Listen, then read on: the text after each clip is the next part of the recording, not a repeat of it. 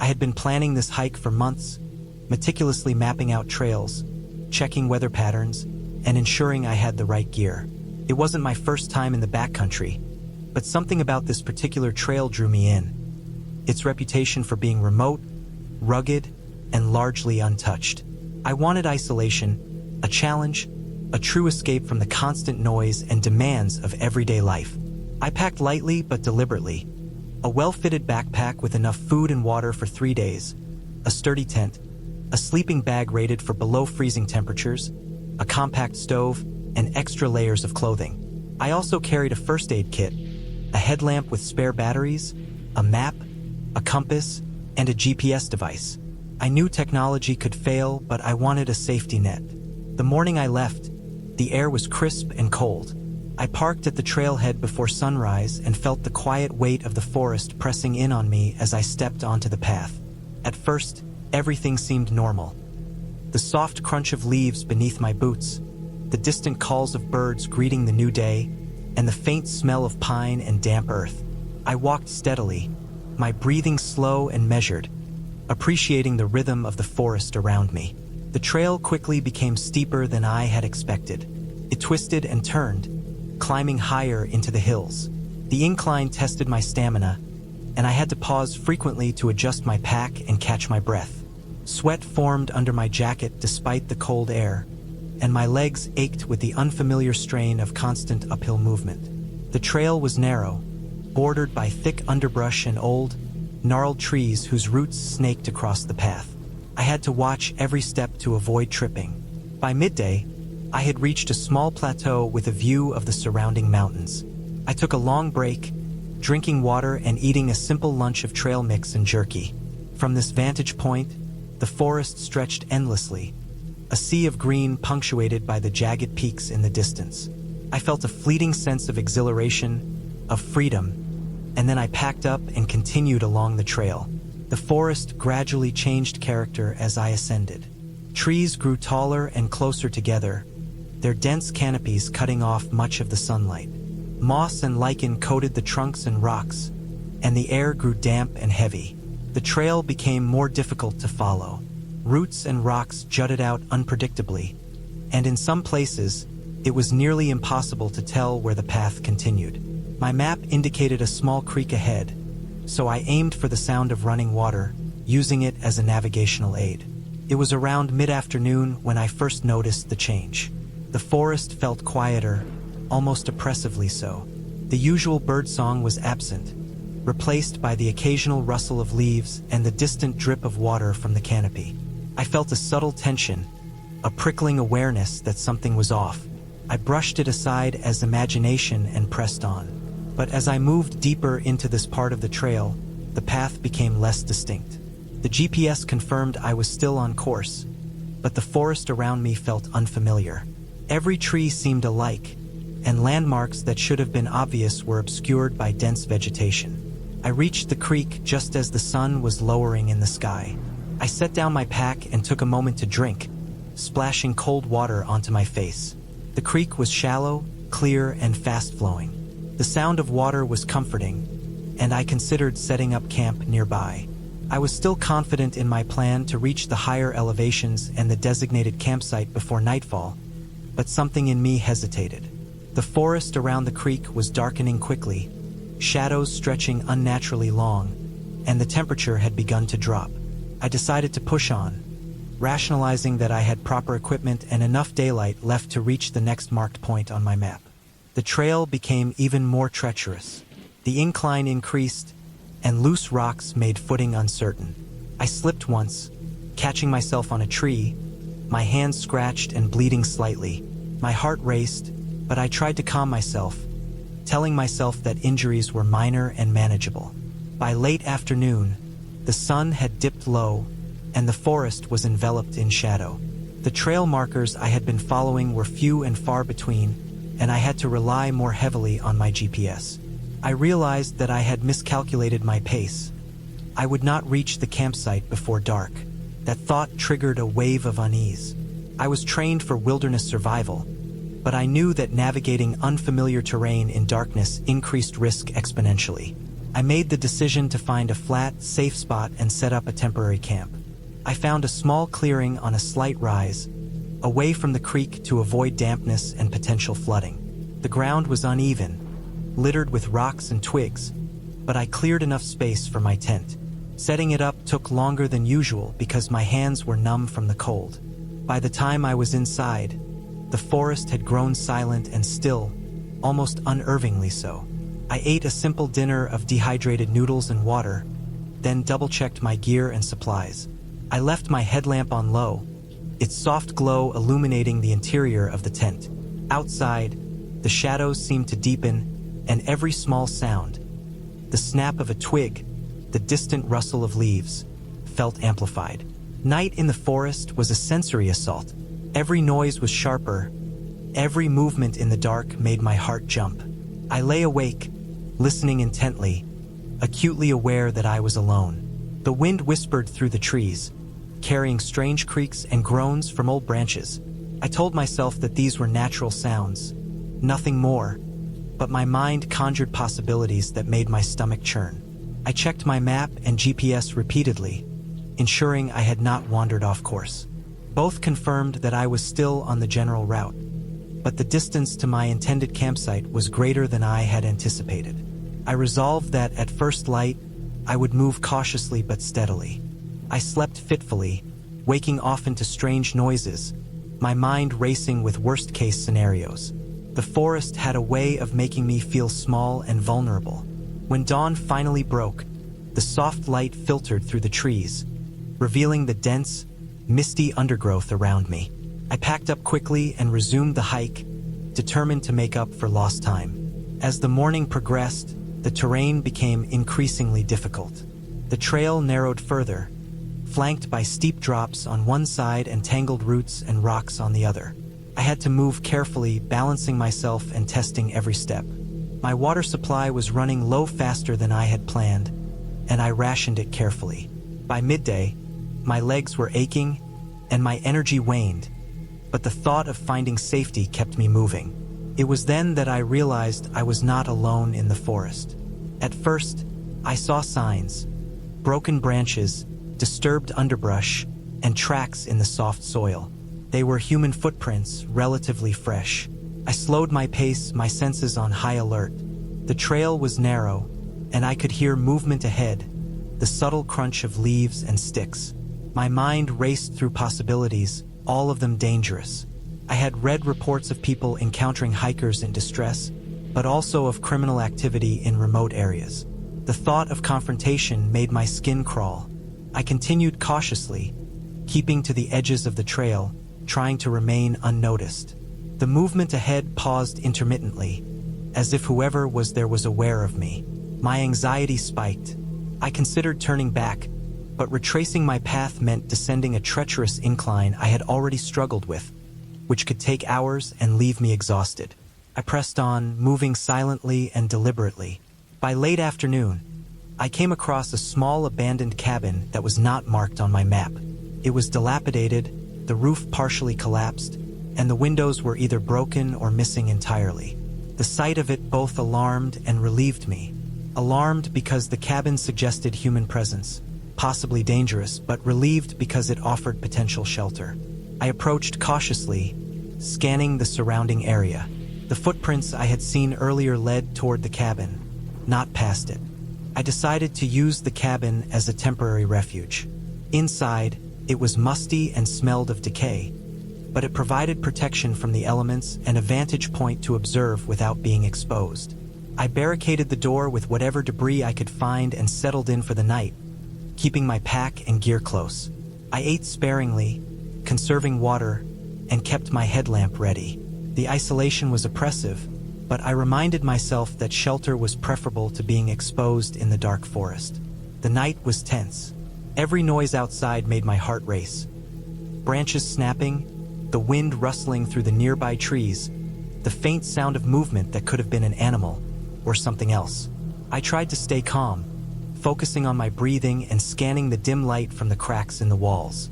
I remained alert until the first light of dawn, when I dared to step outside.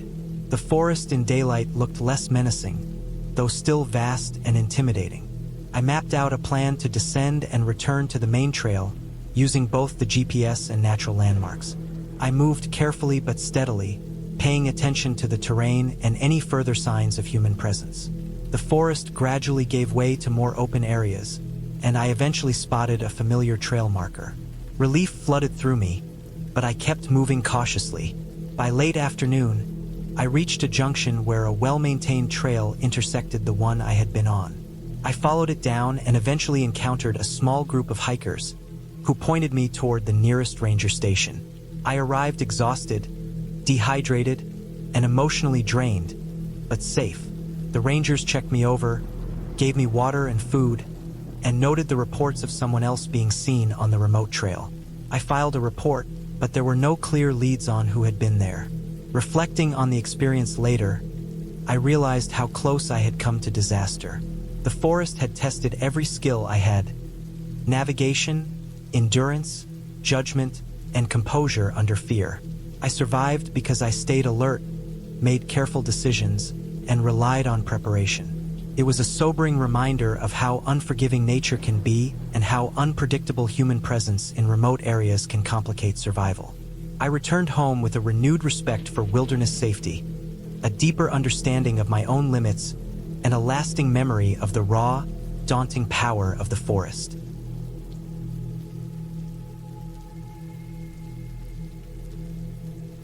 I had been planning this hike for months. I liked to go alone, and I had chosen a route through the backcountry of a national forest I had never explored before. The trailhead was tucked away at the end of a gravel road, miles from the nearest town, surrounded by dense pines and firs that swayed gently in the wind. I parked my car and double-checked my pack: water, food, first aid kit, map, compass, and a flashlight with extra batteries. I always over-prepare. That's part of why I felt confident today. The morning air was crisp, and there was that early smell of damp soil mixed with pine sap, the kind of smell that reminds you why you love being outdoors. I started on the trail, which was narrow and not heavily traveled, marked only by the occasional faded orange ribbon tied to a tree. The path rose gently at first, with a thick carpet of needles beneath my boots. I noticed deer tracks along the dirt, and birds were busy in the trees, calling to each other in sharp, quick bursts. I felt the usual excitement that comes with entering the forest alone, the same excitement that had pushed me to take on longer and more challenging hikes before. About 3 hours in, the trail began to climb more steeply. Rocks became more common underfoot, and the trees thinned slightly as I ascended. I paused on a large rock to catch my breath and take a drink of water, noticing a small creek far below, glinting in the sunlight. It was peaceful, almost too peaceful, but I brushed the thought aside. I had read warnings about hiking alone in remote areas, but I knew my limits, or at least I thought I did. By midday, the trail became rougher, with sections where I had to scramble over boulders or step carefully around mud and loose gravel. I kept a steady pace, careful to watch my footing. Around this time, I began to notice that the forest grew quieter. The birds had mostly stopped, and the wind through the trees seemed louder than the occasional animal sound. My heart started to pick up speed for no particular reason, though I told myself it was just the exertion. I stopped again to check my map. I had planned a loop, starting from the south trailhead, going up to a ridge I had marked, and then descending on the other side. According to my calculations, I was roughly halfway to the ridge, but the trail had not been easy, and it felt like it took longer than expected. I checked my phone for GPS signal, nothing. Not surprising, given how remote the area was. I stuffed the phone back in my pocket and started moving again, stepping carefully on slippery moss-covered rocks and roots. Then, something caught my attention. A faint noise, like someone moving through the underbrush off the trail. I froze, listening. It wasn't loud, but it was deliberate, like footsteps rather than an animal. I waited, heart racing, but the sound stopped. I tried to convince myself it was nothing, probably a squirrel or some other small animal, but the feeling of being watched lingered. I kept moving, but now with more awareness. Every rustle made me tense. Every shadow seemed like it might be someone standing just out of sight. By late afternoon, I reached the base of the ridge. The trail narrowed even more here, and loose gravel made it treacherous. I paused to rest and drink water, looking up at the climb ahead. The ridge was steep, and I knew it would take another hour or more to reach the top. I started the ascent, using my hands to steady myself on rocks and roots. My legs ached, and sweat dripped from my brow despite the cool air. The feeling of isolation was growing heavier. There was no sound except for the wind and the occasional snap of a branch underfoot. As I neared the top, I spotted a small clearing. I thought about stopping there to rest, but something made me hesitate. The clearing felt exposed, and I had an uneasy sense that someone could see me from above or behind the ridge. I decided to push past it and reach the very top where I could get a better view and plan my descent.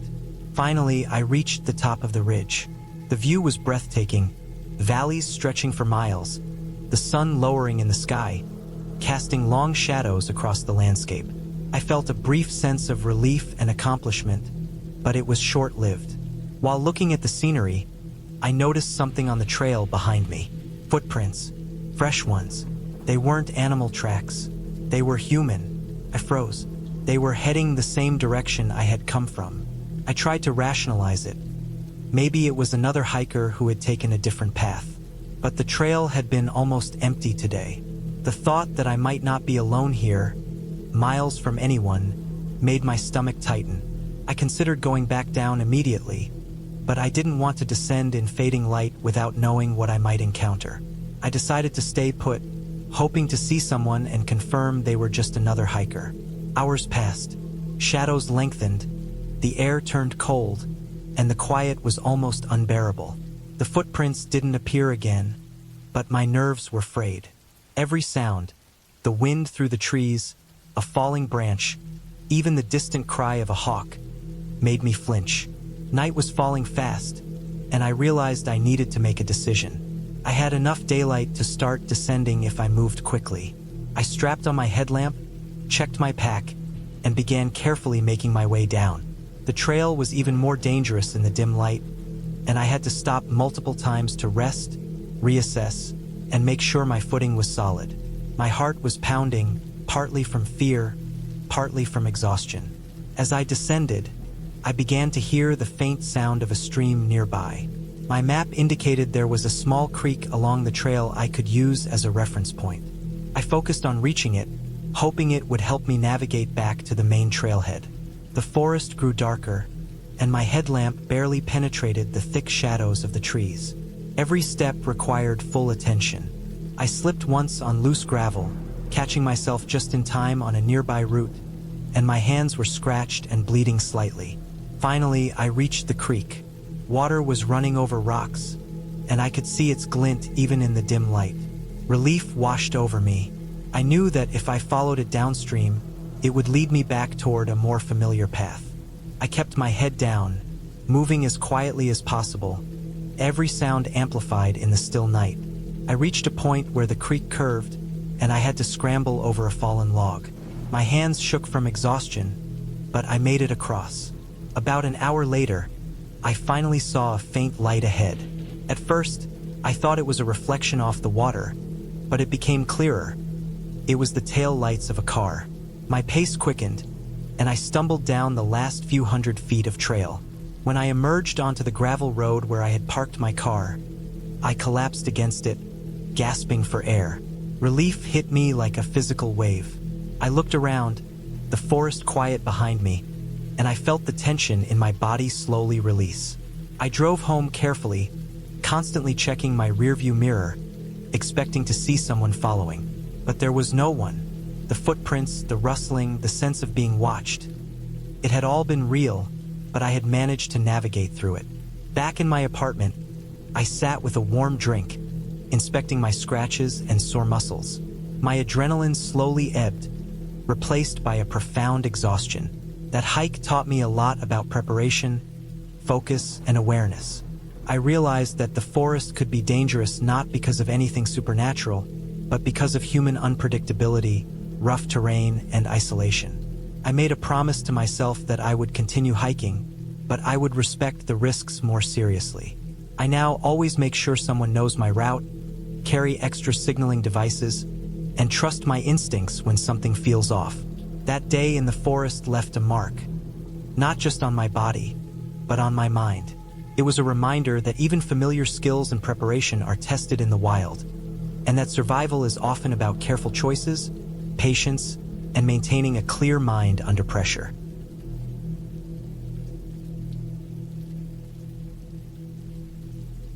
I had been planning this hike for months, mapping out trails in the remote parts of the Sierra Nevada, far from the crowded paths that hikers usually take.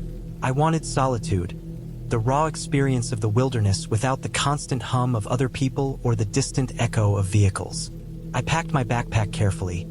2 liters of water, a small stove, dehydrated meals, a first aid kit, compass, map, extra batteries, and a flashlight.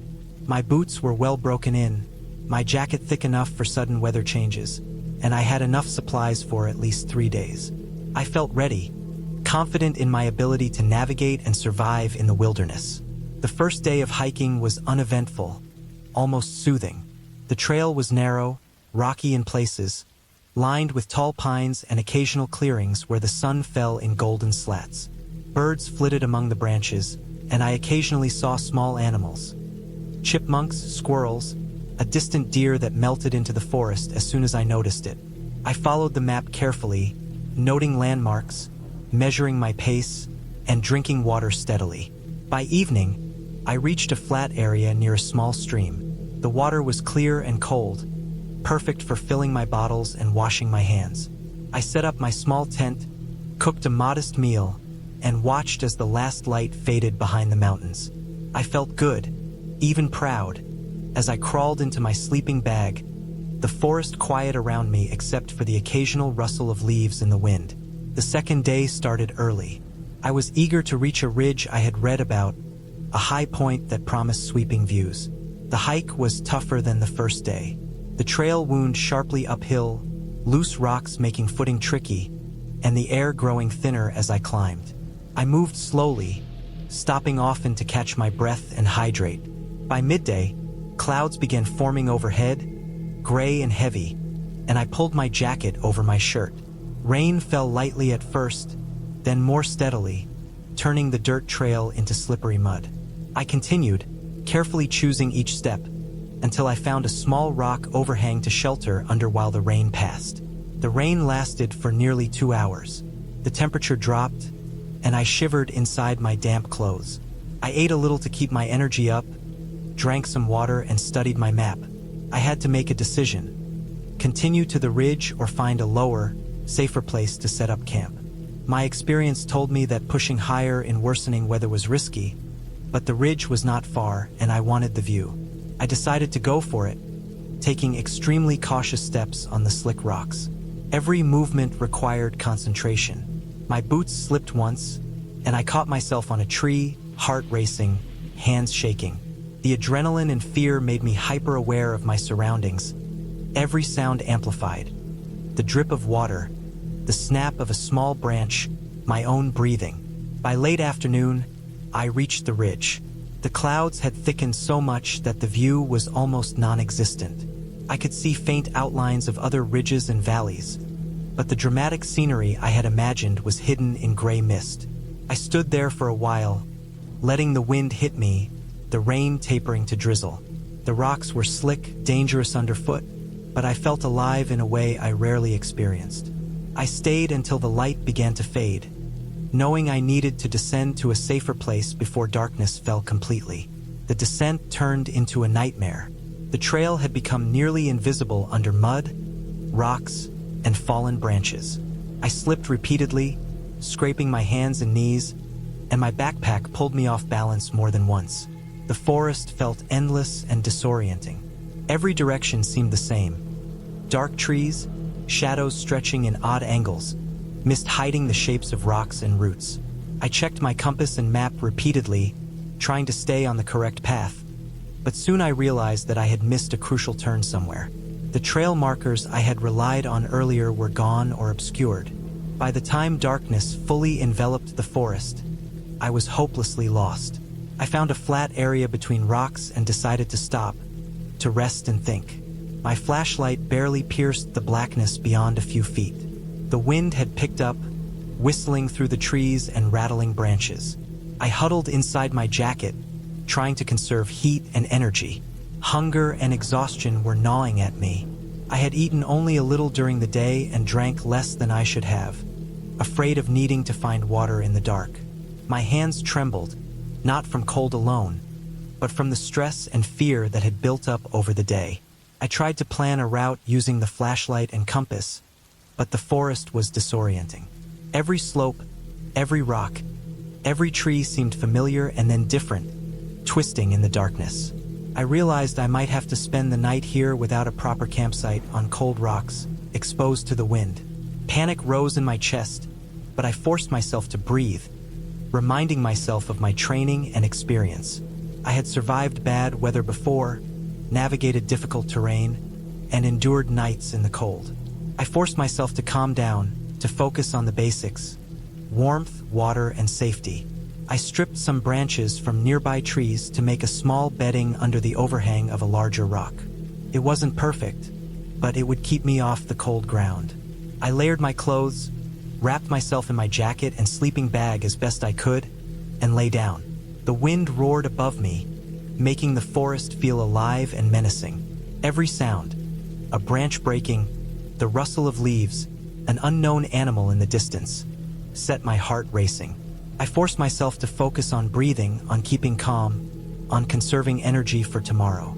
I woke several times during the night to the cold, to the wind, to strange noises that kept me tense and alert. Every time I woke, I checked my compass and map, but with the darkness, nothing looked familiar. By the faint light of early dawn, I decided I couldn't stay there any longer. I packed my small bedding quickly, leaving nothing behind except the stripped branches, and began moving slowly and carefully downhill. The morning brought cold, damp mist that limited visibility to only a few meters. I kept track of my compass heading, moving slowly, carefully avoiding slippery rocks and roots. Hunger gnawed at me, and my legs were sore from the previous day's climb and night on the rocks. After a few hours, I found a small stream. The water was ice cold, but I had no choice. I drank some to hydrate and refilled my bottle. I washed my hands, feeling a small relief at contact with the flowing water. I followed the stream, hoping it would lead to a recognizable landmark or trail. Hours passed. The terrain was rough, the mist thick, but I pressed on. At one point, I slipped on a wet rock and fell hard, scraping my shoulder and hip. Pain shot through me, but I forced myself to get up. The thought of staying lost, of being stuck in the forest, pushed me forward. My body was exhausted, my feet wet, but I kept moving. Every so often, I checked the map and compass, trying to reconcile what I saw with what was on paper. By late afternoon, I began seeing signs of human presence. A broken trail marker, a faint path in the undergrowth, the distant sound of water flowing more steadily. Hope surged in me, giving me extra strength. I followed these signs, moving carefully but quickly. After several hours, the trail became clearer, markers more frequent, and I realized I was approaching a known path I had marked for the start of the hike.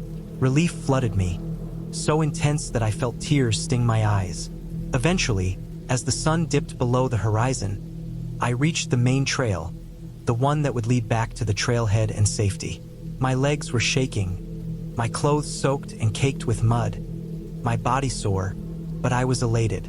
I had survived a night lost in the wilderness, navigated dangerous terrain, endured fear and exhaustion, and found my way back to safety. I followed the trail steadily, arriving at the parking area as darkness fully fell. My car was there, headlights off, quiet and still. I locked the door behind me, sitting in the warmth and safety of the vehicle, finally allowing myself to breathe freely. I realized then the weight of what had happened. I had been confident, prepared, and experienced, yet nature had humbled me completely. I had underestimated how quickly a trail could vanish under rain and darkness, how disorienting a forest could become when landmarks were obscured.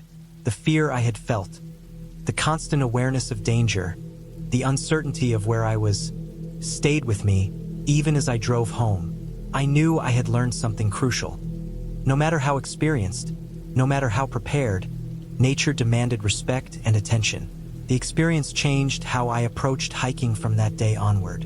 I carried extra water, food, and clothing. I marked backup routes.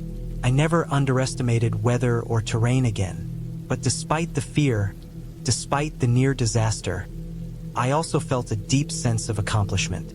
I had faced the wilderness and my own limitations, endured fear and pain, and emerged alive and whole. That clarity, that lesson, stayed with me far longer than the fear itself, shaping every hike I took after that one terrifying, unforgettable journey.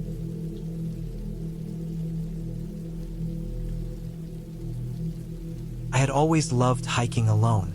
There was something about being in the wilderness, away from everyone, with nothing but my backpack and the trail beneath my feet, that gave me a sense of control, even though deep down I knew nature didn't care about anyone's control. That Saturday morning, I had packed light: a small tent, a sleeping bag, some food, water, a first aid kit, and a few other essentials fit snugly into my pack. My boots were worn but comfortable, the kind that had carried me up rocky trails and through muddy paths before. The sky was clear, a crisp blue stretching over the forest. The forecast had promised good weather, and the air carried the faint scent of pine and wet earth from the night before. I began my hike on a trail that was said to be moderate. The first few miles were easy, with a slight incline, the path winding through a mixture of tall pines and oaks. The forest was alive with birdsong and the occasional rustle of small animals in the underbrush. I always tried to move quietly, listening to the subtle sounds around me, imagining the deer or foxes that might be watching from the shadows. There was a strange comfort in the rhythm of my steps, the scrape of my boots against loose stones, and the occasional snap of twigs underfoot. After a few hours, the trail became less defined. The path narrowed, flanked by dense undergrowth, and I realized I was entering a part of the forest I had never been to. It was beautiful in a wild, untamed way. Moss clung to the trunks of trees, the roots forming natural stairways over uneven ground. Sunlight filtered through the canopy, casting irregular patches of light on the forest floor. I stopped for a moment to drink water and check my map, making mental notes of the landmarks I could use to navigate back. As I continued, the trail grew steeper, and the air turned cooler. The sound of a distant stream reached my ears, and I decided to veer slightly off the main path to follow it. The water was clear and cold, rushing over rocks and fallen branches. I knelt to fill my bottle and splash my face, feeling the icy shock against my skin. As I drank, I noticed the first sign of unusual tracks in the mud. Large, irregular footprints, partially washed away by the water. At first, I thought it was a bear, but the shape didn't match. My stomach tightened with a small, irrational sense of fear, the kind that creeps in quietly before it grows. I decided to ignore it. I was experienced, or so I told myself. The forest had all kinds of wildlife. I packed up and continued following the stream, thinking I would eventually meet the main trail again. Hours passed, the light changing as afternoon approached. Shadows lengthened, and the forest grew quieter. The birds had gone, replaced by the occasional sound of wind through the trees and the distant, rhythmic drip of water. At some point, I realized the trail markers were gone. I had been following the stream, but it was no longer clear where the path had been. Panic began to simmer in the back of my mind. I was confident in my navigation skills, but this part of the forest was unfamiliar, and the stream had begun to branch off in ways that made it difficult to follow. I took out my compass and map, trying to locate my position. My heart sank when I realized I had miscalculated. I was further in than I had intended, deep in a section of forest that was rarely hiked. The realization hit me hard. I was lost. I tried to remain calm. My first step was to mark my location mentally and think about the direction I needed to go. I considered backtracking, but the terrain was steep and covered with loose stones and slippery mud. One wrong step could mean a sprained ankle or worse. I decided to follow the stream, reasoning that water often leads to a road or trail eventually. The forest grew darker as the day progressed, the sunlight filtering less and less through the thick canopy. By late afternoon, I was exhausted. My legs were sore, my feet wet from crossing the stream multiple times, and my backpack felt heavier than it had that morning. I had eaten only a small snack hours ago and was beginning to feel hungry. The stream narrowed and became harder to follow. Rocks jutted out of the water, forming a natural staircase, but the flow was faster here, and slipping could be dangerous. My heart rate increased with each careful step, the tension in my body mounting. Then it happened. I slipped. My foot caught on a moss-covered rock, and I fell, scraping my knee and twisting my ankle. Pain shot up my leg, sharp and immediate. I fell into the shallow water, and the shock of the cold stream made me gasp. I managed to pull myself to my feet, but the pain in my ankle made it nearly impossible to walk normally. Panic set in fully now. I realized I could not hike back the way I had come. The forest was growing darker, and night would come quickly. I had limited food, limited water, and no way to call for help. The cell signal was non-existent in this remote area. I knew I had to find a safe place to spend the night. Continuing along the stream seemed too dangerous with a twisted ankle. I scanned the forest for higher ground, somewhere flat and sheltered. After what felt like hours of limping and crawling, I found a small clearing on a slight incline. The ground was dry, covered in pine needles, and surrounded by dense trees that would offer some protection from wind. I set down my pack, unpacked my tent, and tried to set it up with one leg. It was slow and frustrating, my fingers fumbling with the poles, but eventually, I managed. I crawled inside and sat down, leaning against the wall of the tent. I assessed my ankle. It was swollen, bruised, and painful. I wrapped it as best I could with an elastic bandage and elevated it with some clothes from my backpack. I had water but very little food. The sun set, and darkness fell quickly. I lay there listening to the forest, the small sounds magnified in the night. The wind through the trees, the distant rustle of animals, the occasional snap of a branch. Every noise made my heart jump. I tried to breathe, to calm my mind, but the isolation and vulnerability gnawed at me. Sleep came fitfully. I woke several times, hearing noises close to the tent, but each time it was just the wind or a small animal. I tried to ration my food and water carefully, knowing I might be stuck here longer than I expected. The next morning, I realized that my first priority was to find a way back. I waited for the sun to rise high enough to give me light, then began to plan my route. My ankle was still sore but had stiffened overnight. I knew I could not travel quickly, but slow, careful steps were possible. I used the sun to orient myself, moving in what I hoped was the direction of the main trail. Every step was careful, every foot placed deliberately. I left markers, stacked stones, broken branches, to track my progress in case I needed to return. Hours passed.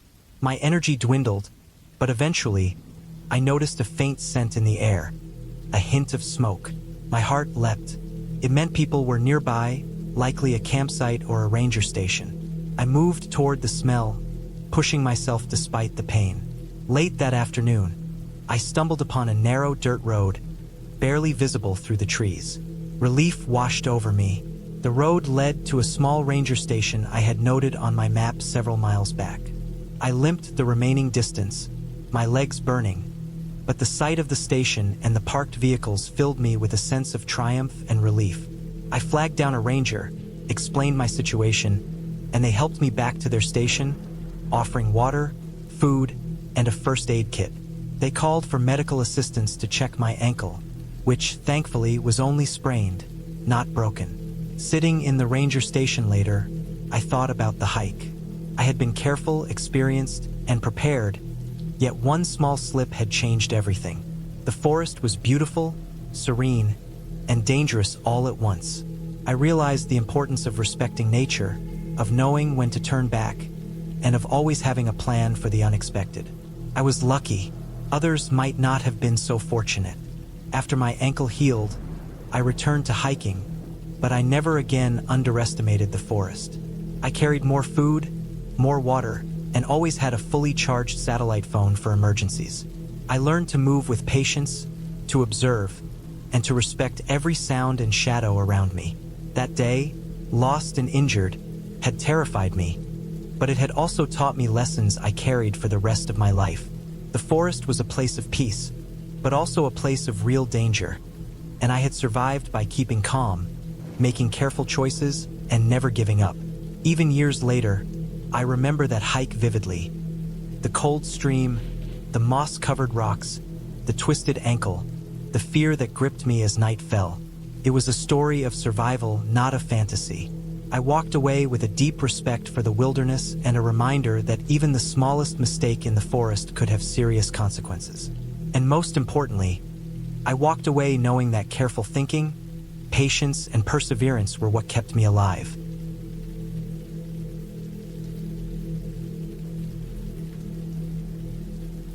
I had planned the hike for weeks, studying maps, reading trail reports, and checking weather forecasts. The area I chose was remote, a series of old logging trails that wound through dense pine forests and along the ridges of steep hills. I liked solitude when I hiked, the kind of silence where the only sounds were my own breathing, the crunch of boots on dirt, and the occasional snap of a branch from some unseen animal. I thought I was prepared. I had a good backpack, enough food and water for 2 days, extra clothing, first aid, navigation tools, and a solid flashlight. I even packed a small emergency bivvy in case I had to spend the night outside. I left my location and plan with a friend, something I rarely did because I didn't want anyone to worry unnecessarily. I should have left it with them. I should have. I started my hike early, around 6 a.m., the sun barely lighting the horizon, turning the sky a pale orange. The trailhead was quiet, empty, and already I felt the usual thrill of being alone in the wilderness. The first few hours were routine. I passed old stumps and felled logs from logging operations that must have happened decades ago. Moss grew over many of the stumps, and ferns pushed through the ground, hiding roots that could trip a hiker. The forest smelled damp, earthy, and fresh. Birds called occasionally, though the sounds were distant, as though the forest itself was holding its breath. I felt the peace settle in my chest. I was hiking steadily, following the map in my hand and checking the compass. I had intended to reach a small ridge that overlooked a valley by mid-afternoon. The trail twisted, narrowed, and became steeper. By 11 a.m., I had reached a fork in the trail that wasn't marked on my map. I paused, trying to see if there was any faint trail leading off either way. Both directions seemed faint, overgrown, with only a slight indentation in the dirt to show that feet had passed through before. I decided to take the right fork. It seemed slightly more worn, though barely, and the thought of trying to backtrack if I got lost made me uneasy. I reminded myself to take careful notes of landmarks, though I was already sweating and my boots were starting to feel the strain of the uneven path. By noon, the forest had grown denser, and the temperature had risen. I drank some water and took a small snack, a granola bar. The trail, if it could be called that, was getting harder to follow. Roots and rocks made footing unstable, and I had to climb small rises and scramble over fallen logs. I started thinking about turning back, but something kept me moving forward. There is a particular kind of stubbornness that hikers carry, a feeling that if you just keep going, you'll reach the point you imagined, the clearing or the view, and it will all be worth it. I felt that stubbornness now. Around 1:30 p.m., I noticed the first real sign that I wasn't alone in the forest. I saw the faint tracks of a person. They were old, the ground dry enough that the impression was shallow but still visible. Someone had been here before, maybe a day or two ago. The tracks were small, but they were definitely human. I felt a twinge of unease, but I told myself it was probably just another hiker. This trail was remote, yes, but not unknown. Still, I began hiking more cautiously, making sure I could see around me. My ears strained for any sound beyond my boots. The forest had gone eerily quiet. The birds had stopped calling. The wind had dropped, and the silence pressed against my ears like a weight. I kept moving. The trail, if I could still call it that, grew narrower. It was difficult to see where it went next. I noticed the underbrush was disturbed more than it should have been from normal growth. Small branches and brush had been pushed aside, as though someone had moved through here recently. My pace slowed, and I started scanning the trees more carefully. I told myself not to panic. I was alone. There was no reason to panic. But my stomach knotted every time I saw a tree that looked like it could conceal someone, or a shadow that shifted strangely in the light. By 3 p.m., I realized I had gone too far. The ridge I had planned to reach was nowhere in sight, and the slope was steeper and more dangerous than I remembered from the map. I checked the compass and realized I had drifted off course. The trail had vanished completely, leaving only patches of flattened underbrush and broken branches as the only indication that anyone had passed through here before. My heart began to race. I had made a critical mistake, one of the worst a hiker can make. I was off trail in remote, unfamiliar terrain. The sun was dropping lower in the sky, and the forest shadows grew longer and colder. I stopped, sat on a fallen log, and tried to think. The first rule in this kind of situation is not to panic. But panic had begun creeping in. The forest seemed suddenly hostile, the sounds of distant rustling making me jump. Was it a deer, a bear, or something else? I shook my head and tried to focus on basic survival. I still had water, I still had food, and I had my compass. I could make it back if I stayed calm. I decided to try to retrace my steps. That should have been simple, but the forest had changed around me. The small impressions I had left were already being obscured by fallen leaves and wind. I was effectively trying to track myself in a forest that didn't want to be tracked. I spent the next hour following what I thought were my own footprints, but the further I went, the more I realized I was walking in circles. Panic rose in my chest, a hot, tight sensation. I needed to find a landmark, a tree or a boulder that stood out. I tried to mark my path with small sticks, scratching bark with my knife, anything to leave a trail. The forest seemed endless, an ocean of green and brown, with every tree blending into the next. Around 1:30 p.m., I noticed the first real sign that I wasn't alone in the forest. I saw the faint tracks of a person. They were old, the ground dry enough that the impression was shallow but still visible. Someone had been here before, maybe a day or two ago. The tracks were small, but they were definitely human. I felt a twinge of unease, but I told myself it was probably just another hiker. This trail was remote, yes, but not unknown. Still, I began hiking more cautiously, making sure I could see around me. My ears strained for any sound beyond my boots. The forest had gone eerily quiet. The birds had stopped calling. The wind had dropped, and the silence pressed against my ears like a weight. I kept moving. The trail, if I could still call it that, grew narrower. It was difficult to see where it went next. I noticed the underbrush was disturbed more than it should have been from normal growth. Small branches and brush had been pushed aside, as though someone had moved through here recently. My pace slowed, and I started scanning the trees more carefully. I told myself not to panic. I was alone. There was no reason to panic. But my stomach knotted every time I saw a tree that looked like it could conceal someone, or a shadow that shifted strangely in the light. By 3 p.m., I realized I had gone too far. The ridge I had planned to reach was nowhere in sight, and the slope was steeper and more dangerous than I remembered from the map. I checked the compass and realized I had drifted off course. The trail had vanished completely, leaving only patches of flattened underbrush and broken branches as the only indication that anyone had passed through here before. My heart began to race. I had made a critical mistake, one of the worst a hiker can make. I was off trail in remote, unfamiliar terrain. The sun was dropping lower in the sky, and the forest shadows grew longer and colder. I stopped, sat on a fallen log, and tried to think. The first rule in this kind of situation is not to panic. But panic had begun creeping in. The forest seemed suddenly hostile, the sounds of distant rustling making me jump.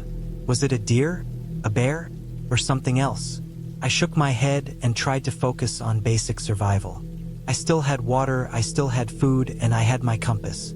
I could make it back if I stayed calm. I decided to try to retrace my steps. That should have been simple, but the forest had changed around me. The small impressions I had left were already being obscured by fallen leaves and wind. I was effectively trying to track myself in a forest that didn't want to be tracked. I spent the next hour following what I thought were my own footprints, but the further I went, the more I realized I was walking in circles. Panic rose in my chest, a hot, tight sensation. I needed to find a landmark, a tree or a boulder that stood out. I tried to mark my path with small sticks, scratching bark with my knife, anything to leave a trail. The forest seemed endless, an ocean of green and brown, with every tree blending into the next. Around 5 p.m., I heard the first real sound of danger, voices. Not human voices in conversation, but low, deliberate noises, the kind that come from people moving stealthily through brush. I froze. There was no mistake. Someone else was in the forest, and they were close. My stomach sank. I wasn't sure how close, but the sound of snapping branches indicated movement in my direction. I ducked behind a tree, trying to stay out of sight, every muscle tense. I could see nothing, just the swaying branches and the fading light. I tried to rationalize. Maybe it was another hiker. Maybe. But something about the rhythm of movement, slow and deliberate, made my stomach twist. This wasn't a hiker. This was someone following me, and I couldn't see them. I realized then that the situation was dire. I had to get back to the main trail, to any sign of civilization. I didn't care about the ridge view anymore. I didn't care about the hike. Survival became the only goal. I studied the compass and tried to estimate the direction I had come from. I picked a bearing and began moving, quietly at first, then faster as I realized the noises were growing closer. Branches snapped behind me, leaves rustled, and I could feel the presence, though I still could not see anyone. I started to run, stumbling over roots and rocks, my knees scraping and bleeding. My pack weighed me down, but I ignored it. I had to get out. The light was fading rapidly. By 6 p.m., the sun was gone, replaced by a gray twilight that made everything look like a shadow. I kept moving, following my compass, trying not to look behind me, though the rustling followed relentlessly. Every step was agony. My legs burned, my lungs screamed for air, but fear propelled me forward. The forest was thick, the ground uneven, and I fell more than once, my hands bleeding from brambles and sharp rocks. Every time I stopped to catch my breath, the sound of movement behind me reminded me that I was not alone. I began to realize I might have made a mistake in assuming this was just a hiker. Whoever it was had been tracking me for some time, maybe even since the fork in the trail. Around 7 p.m., the forest opened slightly into a small clearing. I thought I might have a chance to get a better sense of direction. I paused, chest heaving, mud and blood covering my hands and knees, and scanned the tree line. I spotted something that made my heart almost stop. Two figures were standing at the edge of the clearing, barely visible in the twilight, watching. They didn't make a sound. They didn't move, but their presence was unmistakable. I realized then that I had stumbled into the territory of people I could not reason with. I had no idea who they were or what they wanted, but I knew one thing. I needed to leave now. I retraced my steps to the densest part of the forest and pressed onward, moving as quietly as I could. I found a small, shallow stream and decided to follow it, hoping it might lead me to a road or some kind of human settlement. Water running downhill seemed like a reasonable path. My body was exhausted, my hands and legs scratched raw, but I pushed forward.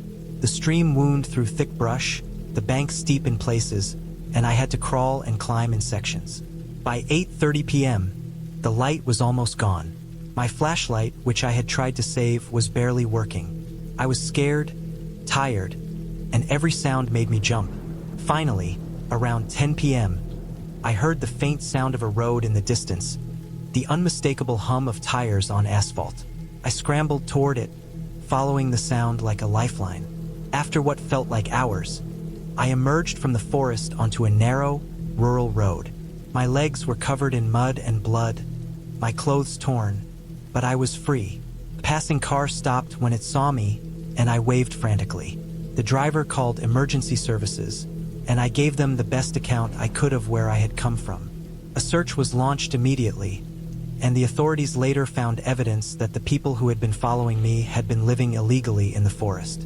They were apprehended without incident, and no one else had been harmed. I spent the night in a hospital bed, receiving treatment for dehydration, cuts, and bruises. The feeling of relief was overwhelming, but so was exhaustion. I realized that I had come frighteningly close to being trapped, alone, in a forest with people who had no intention of helping me. I thought about every decision I had made, every moment I had underestimated the dangers, and I vowed never to let that happen again. I also realized the importance of preparation, communication, and respecting the unknown in the wilderness. The forest might seem peaceful, even welcoming, but it is indifferent to human life. In the end, survival comes from caution, awareness, and a little bit of luck. Weeks later, I returned to the forest, this time on a guided trail with others, just to reclaim a sense of connection with it. I hiked slowly, deliberately, appreciating the calm and beauty without overconfidence. The memory of that day stayed with me, a constant reminder that the wilderness is both magnificent and merciless. I survived because I refused to give up, because I pushed through fear, pain, and exhaustion, and because the moment I saw that road, I acted without hesitation. The forest had tested me, and I had passed, but it was a lesson I would carry for the rest of my life.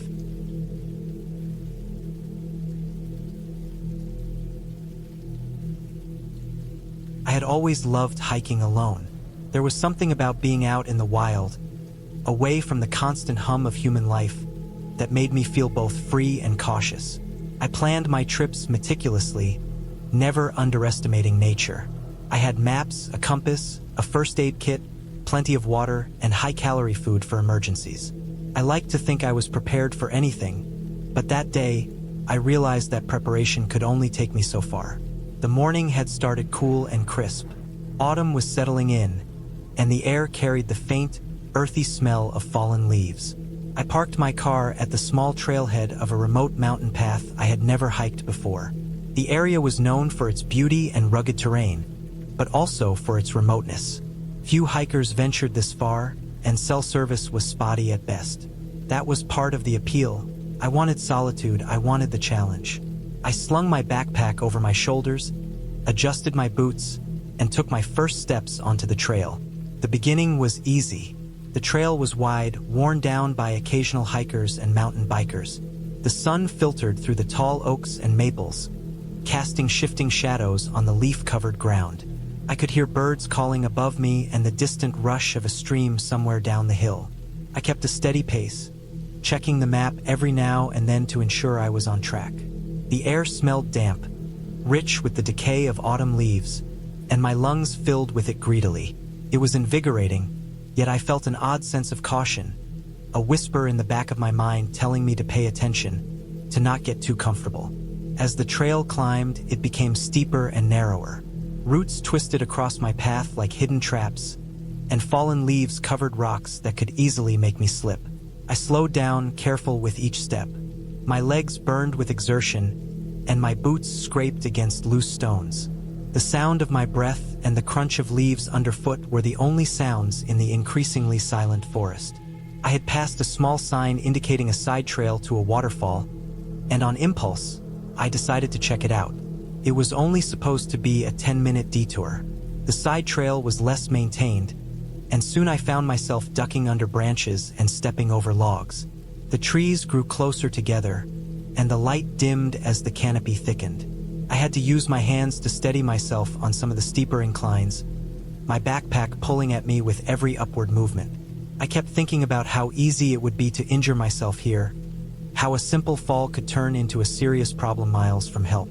The thought made my heart race but also sharpened my focus. I reminded myself to take it slow. After what felt like much longer than 10 minutes, I reached the waterfall. It was smaller than I had expected, but beautiful nonetheless. Water tumbled over jagged rocks into a shallow pool, and the sound echoed faintly through the surrounding trees. I sat on a large stone nearby, pulling out my water bottle and sipping slowly. The damp moss beneath my fingers and the cool mist on my face made me feel alive. I took several photos with my phone, careful not to drop it near the wet rocks. After resting, I turned back to the main trail, intending to continue my hike to the summit. That's when I realized something unsettling. My trail back seemed different, somehow distorted. I paused and checked my map. I had entered the side trail correctly, but now the main path ahead wasn't where I remembered it being. The map showed a clear junction, but all I could see were trees and thick underbrush. My first instinct was to retrace my steps carefully. I stepped backward over the roots and loose stones, but it felt like the terrain had subtly shifted. The trail markings, faded paint on trees and small rock cairns were missing. The forest felt heavier, darker, as though the sunlight had dimmed even though no clouds had moved across the sky. I felt a nervous tension coil in my stomach. I decided to move forward slowly, thinking perhaps I had just misremembered the trail. Each step made me hyper-aware of every sound. A twig snapping under my foot, a bird flapping nervously, leaves rustling in the wind. My pace became methodical. I scanned for anything familiar. A tree with a unique knot, a rock formation, a stream. Nothing seemed recognizable. The trees around me grew closer, and the forest floor became uneven, with patches of mud and wet leaves that made me worry about slipping. My boots squelched in the dampness, and the weight of my backpack suddenly felt unbearable. I realized then how isolated I was. I had no cell signal, and if I got hurt or lost, it could be hours or even days before anyone found me. The reality hit me like a cold wave. Hours passed. I walked cautiously, trying to mark my path as I went, leaving small piles of stones, snapping twigs in deliberate patterns, but the forest seemed to swallow them. Each time I stopped to check my map, the paths looked identical. Nothing stood out. Panic was starting to build, though I fought it down. I reminded myself to stay calm, to think logically. My water was running low, my legs ached, and the sun was beginning its descent. I realized I needed to find either the main trail or a safe spot to spend the night. I stumbled upon a small clearing that looked like it had once been a campsite, judging by the charred remains of a fire pit and flattened patches of grass.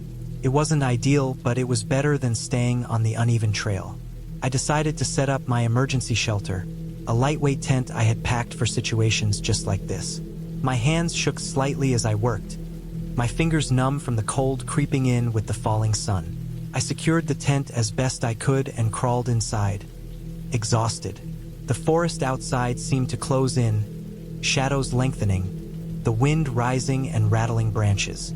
I lay on my sleeping pad, listening to the sounds, trying to convince myself it was just the normal noises of the wilderness. But every creak and snap made my heart leap. Night came slowly.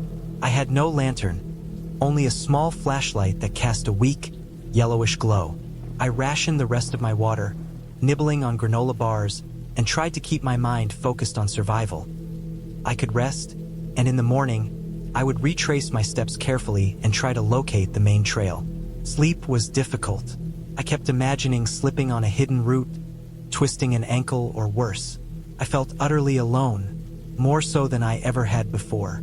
The night passed with little incident, but it was endless. Every sound seemed amplified in the darkness. Owls called, wind blew, and branches creaked. I kept my backpack within arm's reach, my knife strapped to my belt, my flashlight nearby. The cold seeped into my bones, but I managed to stay mostly dry in the tent. The hours crawled, and every time I dozed for a few minutes, I woke with a start, disoriented and anxious. Morning light was a relief. The forest looked less menacing, though still foreign. I packed up carefully, making sure I had my compass and map ready. I decided to try moving in the direction I thought the main trail was, using natural landmarks to navigate rather than hoping for trail markers. I kept my eyes on the sun for orientation, though the forest canopy blocked it in patches. Every step was deliberate. My legs were stiff and my feet sore, but adrenaline and focus kept me moving. Hunger and dehydration were minor compared to the fear of remaining lost. By mid-morning, I stumbled onto a narrow stream. Water. My heart lifted. I refilled my bottle and drank deeply, the cool water refreshing me. Following the stream seemed logical. It could lead to a larger water source or even a road. I kept walking along its bank, careful with every step over slippery rocks and mud. My mind tracked every detail. The moss-covered stones, fallen logs, the way the sunlight hit the water. I felt a fragile thread of hope. The stream could be my lifeline. Hours later, I saw a fence in the distance, a sign that human activity was nearby. My pace quickened. I emerged from the dense forest onto a dirt service road, likely used for forest maintenance. Relief washed over me in a way that made me dizzy. I was still tired, still sore, but I had found a tangible path back. I followed it for miles, careful to stay aware of the terrain, my pack straining against my shoulders. Eventually, the road led me to a small parking area with a trailhead sign I recognized. I was back where I started. My legs shook as I collapsed onto the ground, exhausted but profoundly relieved. I had learned something essential that day. Nature was beautiful but indifferent. Preparation was vital, but nothing could remove the risk entirely. That morning, the forest had felt like a trap, a living puzzle I had to navigate with precision, patience, and endurance. By staying calm, using logic, and rationing my resources, I had made it back to safety. The fear I had felt was real and consuming, but it had also taught me the value of resilience and focus. I left the forest that day grateful, changed, and with a deeper respect for the power and unpredictability of the wilderness. I vowed never to underestimate it again, knowing full well that solitude in nature could be both the most peaceful and most terrifying experience of my life.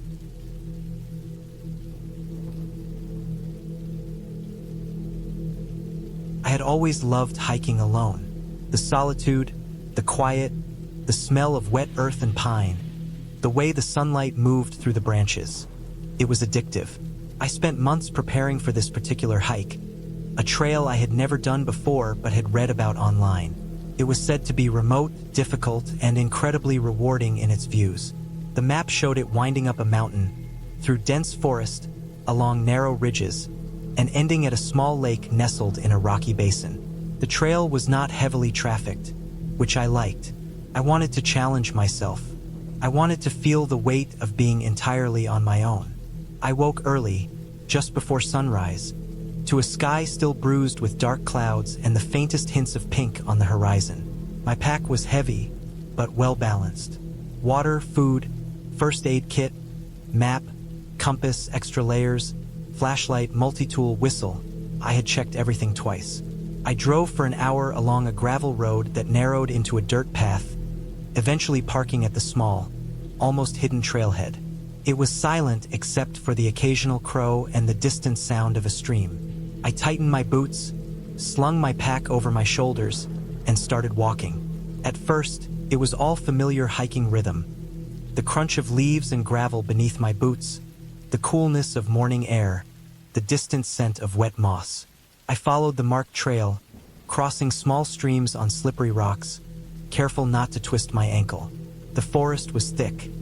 The trees were tall and close together, their trunks smooth and dark with moisture. Every now and then, a bird would burst from the underbrush, scattering leaves in a flutter of wings and noise that echoed briefly before the forest went quiet again. I kept my pace steady, breathing rhythmically, feeling alive in a way that only comes when you are alone and surrounded by nature. As I climbed, the trail became less distinct. Roots twisted across the path like ropes, and rocks jutted from the earth at odd angles. I slipped a few times, catching myself with my hands or the strap of my pack. The incline was steep, and my legs began to burn from the exertion. I stopped once to take a drink of water and check my map. The sun had risen higher now, glinting through breaks in the canopy and turning everything golden. I felt confident. The terrain was rough but manageable. The trail would eventually lead to the ridge above, and from there I would find the lake. About 3 hours into the hike, the first warning signs appeared. I noticed that the trail markers were less frequent. Small orange paint marks on trees were now sporadic, sometimes missing for long stretches. I slowed my pace, paying closer attention to the ground and the map. The terrain was steepening. A series of rocky outcroppings forced me to scramble with my hands, and I could see a drop-off on one side. My stomach tightened, not from fear, but from awareness of the potential danger. I had hiked dangerous trails before, but this one was beginning to feel different. Less traveled trails always carried that quiet tension, the feeling that the world beyond the trail could slip into something unfamiliar in just a few steps. After another hour, I realized I had lost the trail completely. The last marker I had seen was a small orange streak on a tree about 10 minutes back. Now there was nothing, just trees, moss, rocks, and underbrush. I checked my compass. I knew roughly the direction of the ridge, but the path forward was unclear. I debated whether to backtrack or push forward. I decided to keep moving, following what looked like faint animal tracks and occasional indentations in the dirt that might have been hikers before me. The ground was uneven, the undergrowth thick, and I had to duck under low branches and push through thorny bushes. My clothes snagged repeatedly, and I scratched my arms, but I pressed on. By late morning, I realized I had made a critical mistake. The terrain had become steeper, almost cliff-like in places. Loose rocks threatened my footing, and my pack felt suddenly heavy, like it was pulling me down the slope. I paused, sitting on a large rock to catch my breath. Sweat streamed down my face. My heart pounded not just from exertion, but from that creeping feeling of unease that comes when you realize you are alone somewhere far from safety. I looked around, trying to get my bearings.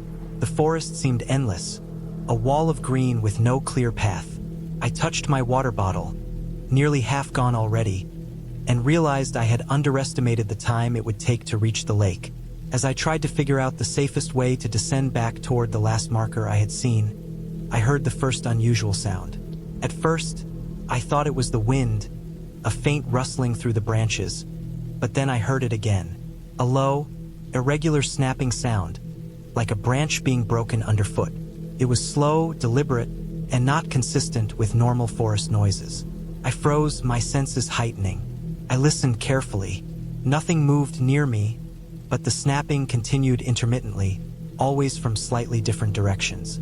I started to feel small, exposed, and watched. Even if there was no one there, my stomach churned. I knew that panic would be my enemy, so I forced myself to take slow breaths. I reviewed my options. I could try to return to the trailhead the way I had come, but the terrain was steep, loose, and unfamiliar, and I had no markers. Going forward to find the ridge and the lake felt equally dangerous. I decided the only way to stay safe was to descend gradually, using the safest slope I could see. I kept my pack close, my hands free, and moved very carefully. Every rock was tested before I put my weight on it. Every branch was checked for stability. My boots slipped a few times, but I caught myself.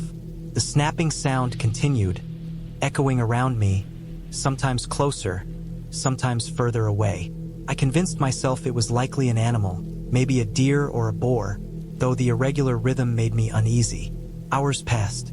The sun moved across the sky, and shadows lengthened. My legs ached. My hands were scratched and bleeding, and the weight of the pack began to bruise my shoulders. I drank sparingly, knowing that my water supply was limited. Hunger was less immediate, but fatigue gnawed at me. At one point, I lost my footing and slid down a slope, falling onto a patch of wet moss and jagged rocks. Pain shot through my ribs, and my shoulder ached as I righted myself. I considered calling for help, but I had no cell service. No one knew where I was. It was the exact situation I had always feared, and the gravity of it finally hit me. I was alone, far from any path, injured, and slowly running out of time, light, and resources. By late afternoon, the forest thinned slightly, and I spotted a small stream. My heart lifted. Water was a lifeline, and I knelt beside it, drinking carefully and letting some cool water wash over my face and arms. I rested longer than I intended, listening to the gentle flow and the occasional bird. My arms and legs trembled from exhaustion. I realized that I needed a plan that could carry me safely through the night if necessary. The thought of being stuck in the dark in unknown terrain was terrifying. I examined the land around me, spotting a small patch of relatively flat, dry ground near the stream. It wasn't ideal, but it was better than sleeping on steep, rocky ground. I gathered dry leaves and small branches, constructing a rough sleeping area to insulate myself from the cold earth. Night fell slowly. The forest transformed into a world of shadows, sounds magnified and distorted. Every rustle, every snap of a twig made my heart jump. I stayed as still as possible, listening to the forest, conserving energy, and keeping my pack close.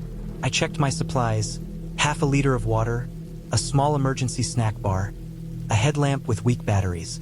I had no phone signal, no radio, nothing but my gear and my own endurance. I closed my eyes briefly, but sleep was uneasy. I kept hearing noises, thinking of the worst possibilities, knowing that my only chance of survival was careful, slow, deliberate movement. The next morning, I woke stiff and sore but alive. Sunlight filtered through the trees, giving me hope and clarity. I decided to move again, slowly, following the stream downhill. Water always leads somewhere, and I hoped it would guide me back to civilization. I tested each step, avoided unstable ground, and rested whenever needed. Hours passed, but eventually, I heard a distant sound that filled me with a sense of relief and disbelief. Voices. Human voices. Shouts. I broke into a careful run, moving toward the sound. The forest seemed less threatening now. My limbs ached. My body protested, but adrenaline pushed me forward. Within an hour, I stumbled into a small clearing and saw a group of hikers with a dog. I called out, waving my arms.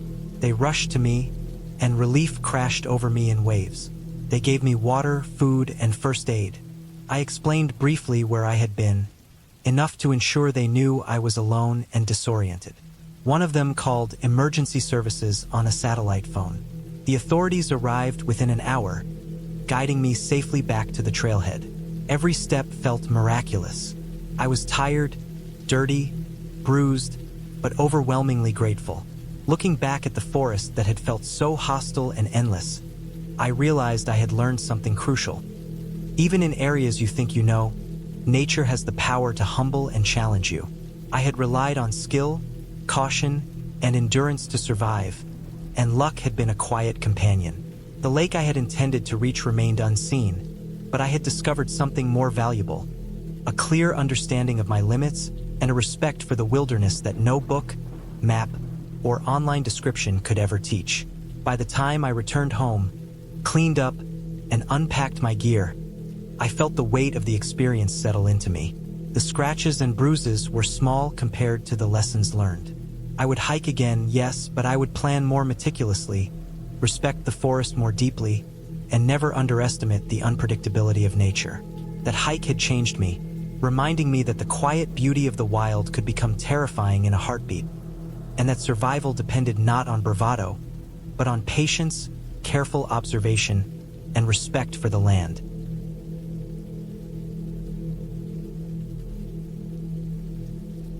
I had always loved hiking alone. There was something about the quiet rhythm of my footsteps against the dirt, the sound of leaves rustling in the wind, and the slow change of scenery that felt like it existed only for me. It was early October, and the mountain trail I had chosen was known for its beauty in the fall.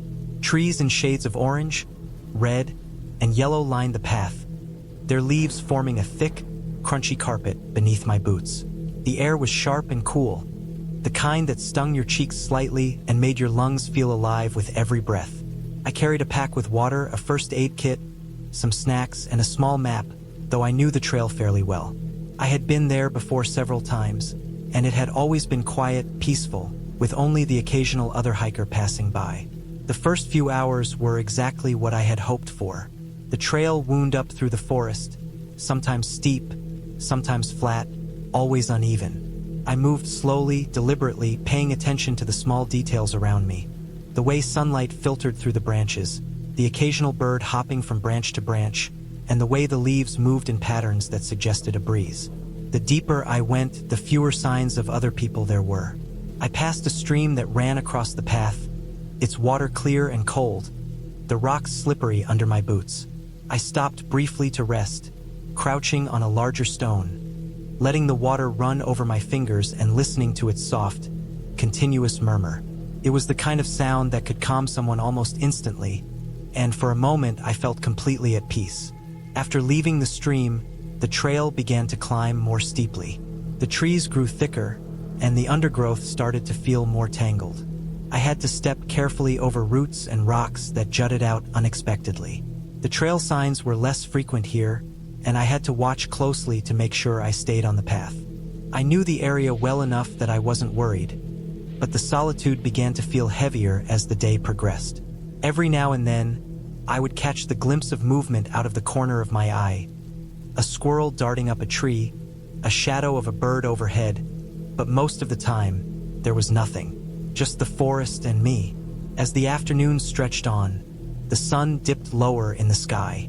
Shadows lengthened, and the air grew colder. I pulled on my jacket and adjusted my backpack, checking my water and food. I still had enough, but the trail was taking longer than I expected. Part of that was because the terrain had become more rugged, and I had to move carefully. It was easy to twist an ankle here or worse, slip on the damp leaves and rocks. I reminded myself to slow down, even though a part of me wanted to hurry, so I could reach a flatter, safer spot before darkness fully settled. Around this time, I started to notice a subtle change in the forest. The usual sounds, the rustle of leaves, the distant birds, the gurgling of streams, had begun to quiet. Even the wind seemed to have diminished. At first, I told myself it was just the natural change in elevation and the thickening of the trees, but soon it became unsettling. The silence was heavy, the kind that presses down in your chest if you're not careful. My boots crunched on the leaves, loud in the otherwise quiet forest, and every small sound, the snapping of a twig underfoot, the faint hiss of leaves brushing together, felt amplified. I tried to ignore it, telling myself that forests can feel strange when you're alone. I focused on the trail, checking the map to make sure I was on the correct route. I knew there was a small ridge up ahead where the trail flattened and then descended toward a meadow. If I could just reach that point before darkness fully set in, I would be able to see the clearing and maybe even catch the last light of the day. But the forest seemed to stretch endlessly, the ridges and hills folding into each other, and time began to feel distorted. What I thought had been a half-hour climb had turned into nearly an hour, and still, the trail wound upward through trees that now seemed taller and denser than before. Then I noticed it, a movement at the edge of my vision. Something crouched low, maybe 100 feet away. I froze, heart thumping. It wasn't clear what it was, too far to tell. But it didn't run. It just seemed to watch me. For a moment, I considered that it could be a deer or some other animal, but it stayed perfectly still, almost unnaturally so. I held my breath and waited. Eventually, it moved slightly, disappearing behind a tree. My pulse slowed slightly, but I didn't relax. I kept my gaze on the area where I had seen the movement, trying to discern any other signs of life. The forest had always had animals, of course, but they were usually quick and noisy, not silent and deliberate. I kept moving more cautiously now. The trail became steeper, and my legs began to tire. I had to use my hands to steady myself against rocks and roots, careful not to fall. My backpack felt heavier with each step, my lungs burning with effort. The light was fading fast now. Shadows grew long and merged with the undergrowth, making it difficult to distinguish the path from the surrounding forest floor. I checked my watch. There were maybe 30 minutes of daylight left. I needed to find the ridge before the forest became completely dark. The next part of the trail was narrow, barely wider than a footpath. On either side, the forest dropped sharply, the slope thick with trees and tangled undergrowth. I moved slowly, testing each step on the loose soil and rocks. The silence was oppressive, and I realized I had stopped noticing normal forest sounds entirely. There was no wind, no bird calls, nothing. Just the sound of my own breathing and the occasional snap of a branch underfoot. My stomach knotted, and I forced myself to keep going. Panic is dangerous on a trail like this, and I knew that rushing could lead to a twisted ankle or worse. Suddenly, my foot slipped on a damp patch of leaves, and I nearly fell down the slope. I managed to catch myself on a tree, but the shock made my heart race. I stayed there for a few moments, gripping the trunk, listening. There was nothing, but my mind was racing. I knew I was getting close to the ridge. The slope leveled slightly, and I could see the outline of larger trees ahead, but everything felt distorted. Shadows moved differently in the fading light, and the forest seemed to press closer around me. Then I heard it, a soft snapping sound, like a branch breaking. I froze, listening intently. Another snap, slightly closer this time. My pulse spiked. Whatever it was moving in my direction. I tried to calm myself, telling myself it could be a deer or a small animal, but the timing of the snaps didn't make sense. Animals don't usually step carefully, one after another, on separate sticks that snap like that. This was deliberate. Someone or something was moving toward me slowly, methodically. My stomach tightened, and I forced myself to think. I needed to get to the ridge. I needed a clear view. I couldn't panic, and I couldn't run blindly. I moved carefully, deliberately, feet testing each step before committing my weight. My eyes scanned the dimming forest, looking for any sign of movement. The ridge was close now. I could see the outline of larger trees and a faint glow of sky through the branches. I knew that once I reached the clearing, I would be able to see the rest of the trail leading down to the meadow, and from there, I could navigate back to the main path. But the snapping continued, coming from behind, always behind, like someone pacing me, keeping distance but not disappearing. I finally reached the ridge. The ground leveled, and the trees thinned slightly, revealing a view down the slope toward the meadow. I paused, catching my breath, scanning the area below me. The meadow was partially visible through the thinning trees, a broad expanse of open ground, safe and easy to cross. I began descending carefully, eyes still flicking to the trail behind me. The snapping had stopped. I couldn't hear anything except the faint rustle of leaves and my own breathing. I told myself to focus, that the danger, if there was any, might have passed. Halfway down the slope, I stumbled over a root, my backpack pitching forward. I fell on my hands and knees, scraping my palms. Pain shot up my arms, but it was nothing serious. I got up slowly, brushing dirt and leaves off, and continued. The meadow was close now, maybe 100 yards. I could see the ground flattening, the open space welcoming in a way that felt almost surreal after hours in the oppressive forest. I pushed forward, adrenaline helping me ignore the exhaustion in my legs. Finally, I stepped into the meadow. The open space felt enormous, the sky above stretching wide and fading to twilight. I stopped, looking back at the forest. It was impossible to see through the thick trees from here. Nothing moved, nothing came out. For the first time in what felt like hours, I allowed myself to relax, breathing in the cooler, open air. I checked my map. The main trail ran along the far edge of the meadow. I could follow it back to the parking lot in a couple of hours if I kept a steady pace. I moved across the meadow carefully, boots sinking slightly in the soft soil. The last light was fading fast, but the path was clear enough to navigate. The sense of fear I had carried through the forest began to ebb, replaced by relief and exhaustion. The forest had felt alive in a way that unsettled me, but now the open space reassured me. Every step felt safer, easier. I reached the far side of the meadow, where the trail led back into the woods, but this time the path was wider and more familiar. I walked steadily, careful not to trip, until I finally saw the faint glow of headlights through the trees. My car parked at the trailhead. Relief washed over me in waves. The fear, the tension, the endless quiet. It was over.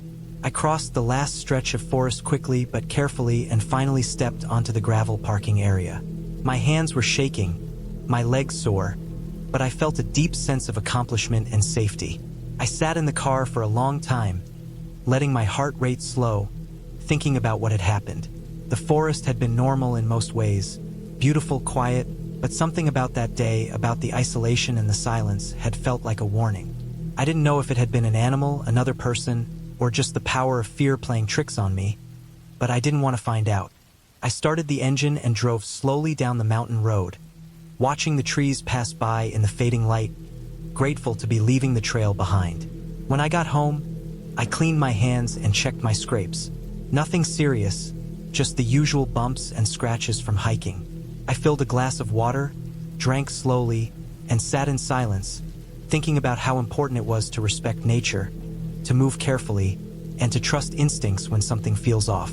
That day on the trail had been frightening, but it had ended clearly.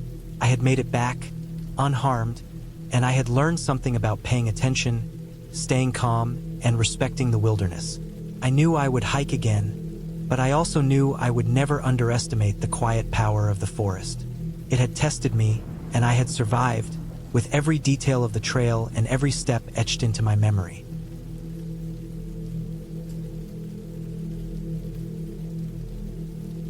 I had been planning this hike for months, a long trek along the ridge of the Highcrest Mountains, where the trails were barely marked and the terrain was rugged enough to test even seasoned hikers.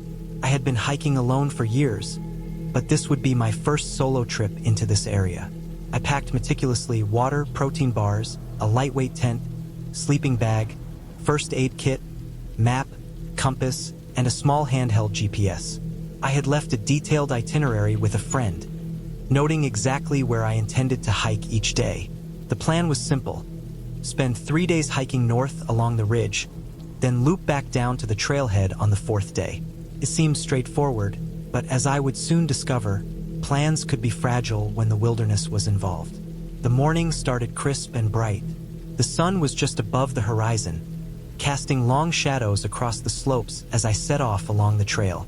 The air was cold against my cheeks, carrying the scent of pine and damp earth. First, the hike was easy. The path was clear, and my legs felt strong. Birds called from the trees, and small squirrels darted across the trail. I stopped occasionally to adjust my backpack and take photos of the valley below, the fog clinging to the lower slopes like a rolling sea. Everything felt peaceful, almost too peaceful, as though the forest itself was holding its breath. By midday, the trail became steeper. Rocks jutted out, roots twisted across the narrow path, and the incline made my legs burn. I slowed my pace, careful not to slip on the loose gravel. I took off my backpack for a brief rest and sipped water. The view opened up in patches, distant peaks rising in jagged layers, the sun glinting off snow on the farthest ridges. I felt a mix of awe and small unease. Alone in a vast wilderness, every sound seemed louder. The wind whistling through the trees carried a hollow, almost human-like moan. I shook off the feeling, blaming it on exhaustion and imagination. I pressed on, navigating narrow ledges and crossing shallow streams that ran across the trail. At one point, the path forked. I checked my map and GPS carefully. The trail I needed was faint, almost hidden beneath fallen leaves and mud. My confidence wavered as I considered which direction to take. I noticed some footprints in the soft dirt, recent and deep. They were larger than mine, perhaps from another hiker.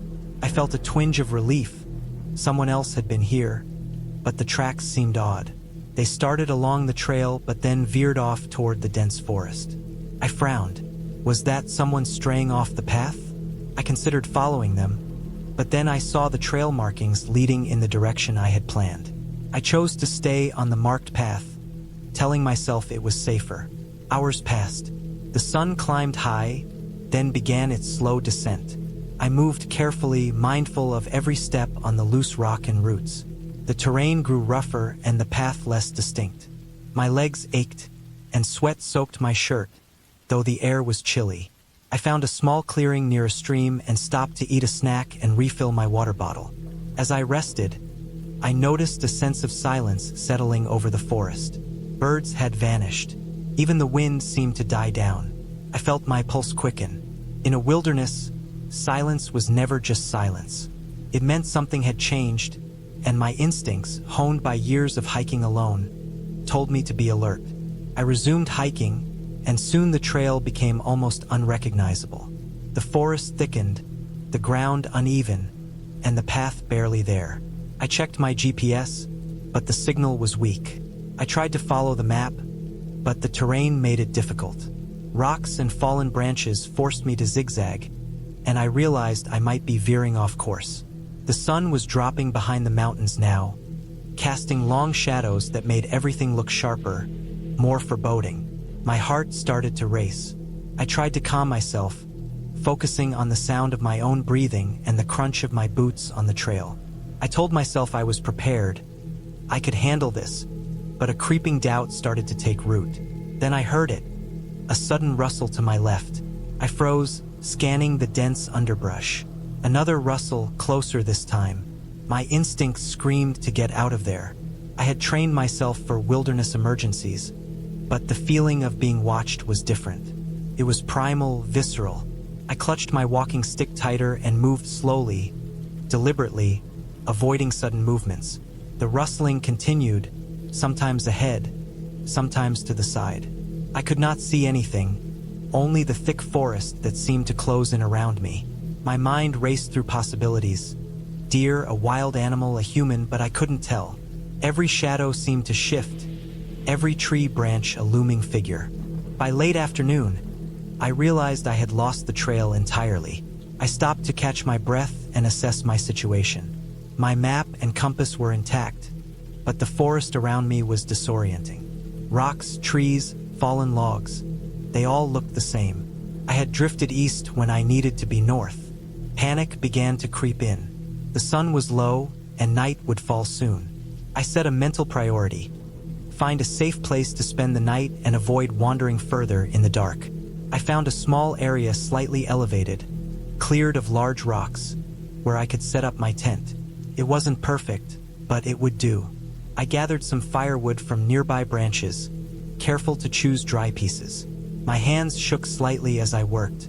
By the time I had set up the tent and started a small fire, twilight had descended. Shadows stretched across the clearing, and every sound, the cracking of a branch, the rustle of leaves, felt amplified. I ate a small meal and drank water, trying to conserve energy. I checked my GPS and map again. I could see a faint trail running down the slope nearby, likely leading toward a creek I recognized from the map. I told myself I would follow it in the morning. I lay down in my sleeping bag, but sleep did not come easily. The forest was alive with distant noises, an owl calling, something large moving through the undergrowth, the rustle of the wind. My body was tense, every muscle ready to react. I forced myself to breathe slowly, counting each inhale and exhale until the tension eased slightly. Morning came with fog rolling in over the valley. I packed quickly, eager to get moving before the fog thickened and obscured my surroundings further. The forest was damp, every branch and leaf heavy with moisture. I followed the faint trail downward, slipping occasionally on wet roots and rocks. The sound of a creek grew louder, and soon I reached the stream I had marked on my map. I felt relief flood through me. I was back on recognizable terrain. I drank some water, refilled my bottle, and followed the stream downstream. The forest around me seemed less threatening in daylight, but I remained vigilant. I knew how quickly a situation could turn dangerous, especially alone. As the day wore on, I encountered other hikers, small groups who greeted me with nods and smiles. Their presence was comforting. I shared the trail with them for a while, though I kept a safe distance. My legs were sore, my backpack heavy, but the sight of the valley opening up ahead filled me with hope. I navigated carefully, crossing several small streams, climbing over rocks, and descending steep slopes. I had learned to read the terrain, judging where it was safe to step and where a misstep could be disastrous. By late afternoon, I finally reached the main trail leading back to the trailhead. The relief was almost overwhelming. My feet were blistered, my legs stiff, but I knew I had made it through the most dangerous part of the hike. I walked the last few miles along the wide, well-marked trail, feeling the tension in my body slowly release. The forest no longer seemed menacing, only vast and beautiful. When I reached my car, I sat for a long time, exhausted but profoundly grateful. The mountains had tested me, reminded me how fragile a plan could be in the wilderness, and how vital it was to stay calm, observant, and patient. Driving away, I looked back at the peaks I had crossed, still shrouded in afternoon mist. I felt a sense of accomplishment, but also a renewed respect for the mountains. They were indifferent, neither cruel nor kind, and their danger was real. I had survived by paying attention, by trusting my instincts, and by moving deliberately. I promised myself I would return one day, better prepared, with a deeper understanding of what it meant to walk alone in such vast, untamed wilderness. The memory of rustling leaves in the shadowed forest would stay with me, a reminder that fear was natural, but careful, deliberate action could carry me safely through even the scariest situations.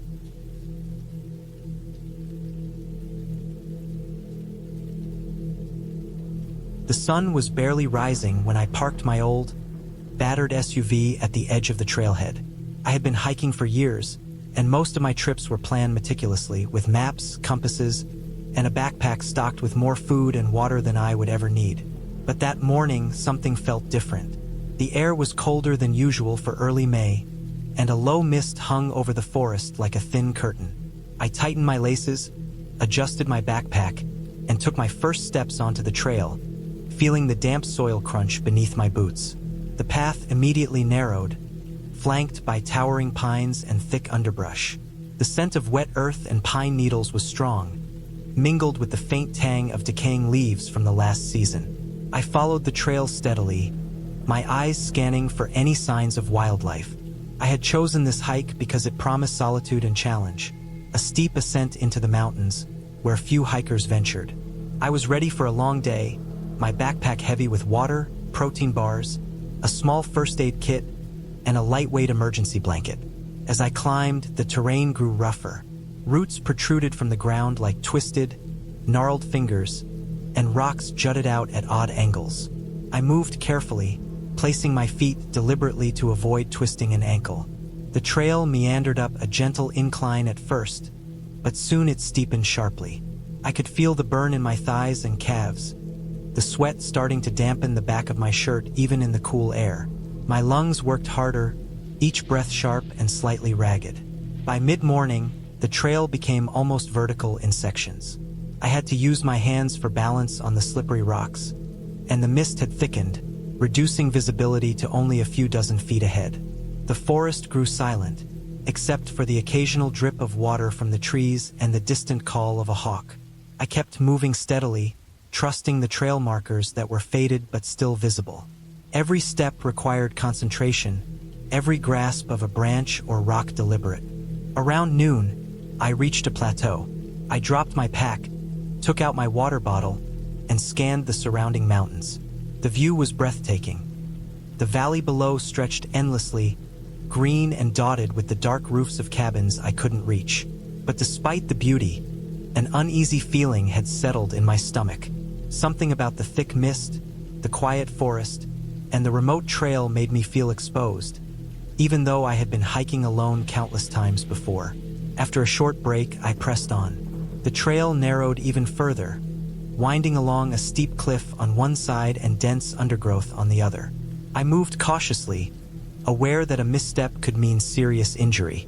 My hands clutched rocks and roots, and I kept my weight low, steadying myself with each movement. Around mid-afternoon, I heard a faint rustling in the underbrush. I froze, listening. Could have been a deer or a small bear or nothing at all. But the sound didn't repeat, and after a moment, I continued. By late afternoon, the trail had become treacherous. Rain from the previous night had left the rocks slick and the soil muddy. I slipped once, catching myself just in time with my trekking pole. My hands and knees were smeared with dirt, and my clothes were damp. I considered turning back, but I had come so far and the summit was close. I pressed forward, every step measured, every foothold tested before I committed my weight. Then it happened. I misjudged a rock ledge, slipping slightly. My left foot twisted, sending a sharp pain shooting up my ankle. I grabbed the nearest tree branch, but the strain on my leg was immediate and intense. I fell back onto the wet ground, my heart racing. I could feel the swelling starting already. I tried to stand, but the pain made me grimace, forcing me to sit down and assess the damage. My ankle was badly sprained, maybe worse. Panic set in for a brief moment. I was far from the trailhead, and even with my first aid supplies, I couldn't carry myself down easily. The mist had grown thicker, obscuring my surroundings. I realized I would have to move carefully and slowly, and that the hike I had planned as a routine day excursion had turned into a real survival situation. I tore strips from my shirt and wrapped my ankle tightly to stabilize it as best I could. My trekking poles became crutches of necessity. Each movement was painful, each step uncertain. I kept telling myself to stay calm, to focus, to move deliberately. Panic would only make the situation worse. The forest was silent around me, oppressive in its stillness. The mist wrapped everything in gray, and I couldn't see more than a few feet in any direction. Hours passed as I made agonizingly slow progress along the trail. Each step required testing the ground, shifting weight carefully, and sometimes crawling over particularly slippery sections. The sun was low now, casting a pale, weak light that filtered through the mist. I could hear my own labored breathing and the faint sound of water dripping from the trees. My stomach rumbled, and my throat was parched, but I forced myself to focus on the trail, to keep moving. Night began to fall, and with it, the temperature dropped sharply. I realized that continuing to move might be too dangerous now. I needed to find a safe spot to rest until first light. I found a small overhang with a flat section of rock and spread my emergency blanket over it. I wrapped myself tightly, shivering despite the layers of clothing and the blanket. The forest around me seemed to press in, dark and silent except for the occasional rustle of small animals. I stayed awake as long as I could, listening to every sound, waiting for the faintest sign of danger. Sleep was impossible at first. My ankle throbbed and every shift caused pain, but exhaustion eventually took over. I awoke before dawn, stiff and sore, but determined. I had survived the night, and the faint light showed me the trail ahead. My ankle was still swollen and painful, but the first aid I had administered had prevented it from worsening. I took small, careful steps, testing each one before moving fully. I moved slowly, deliberately, using my poles for support and taking breaks every few meters. By mid-morning, the sun had burned off much of the mist, and I could see the trail more clearly. My pace quickened slightly, though I remained cautious. The forest, now bathed in light, seemed less threatening, though the memory of the previous night's fear lingered. I reached the edge of the forest and saw the valley below, the trailhead faintly visible in the distance. Relief washed over me. I had made it. The descent was still challenging. My ankle was sore with every step, and the terrain remained rough. I moved deliberately, using the trekking poles to stabilize myself and leaning heavily on my good leg. The journey felt endless, each step a small victory. By mid-afternoon, I finally reached the trailhead. My vehicle was there, just as I had left it. I collapsed onto the ground briefly, overwhelmed with relief and fatigue. I packed my things, carefully easing my injured ankle into the car. The drive home was slow, but I felt a sense of accomplishment. I had faced real danger, endured fear and pain, and survived. I reflected on the importance of preparation, caution, and respect for the wilderness. It had been a day I would never forget, one that reminded me that even familiar trails could become unforgiving, that every step mattered, and that survival required patience, careful planning, and mental resilience. By the time I reached home, the sun had set. I treated my ankle properly, wrapped it securely, and settled in with food and water, grateful for the comfort of safety.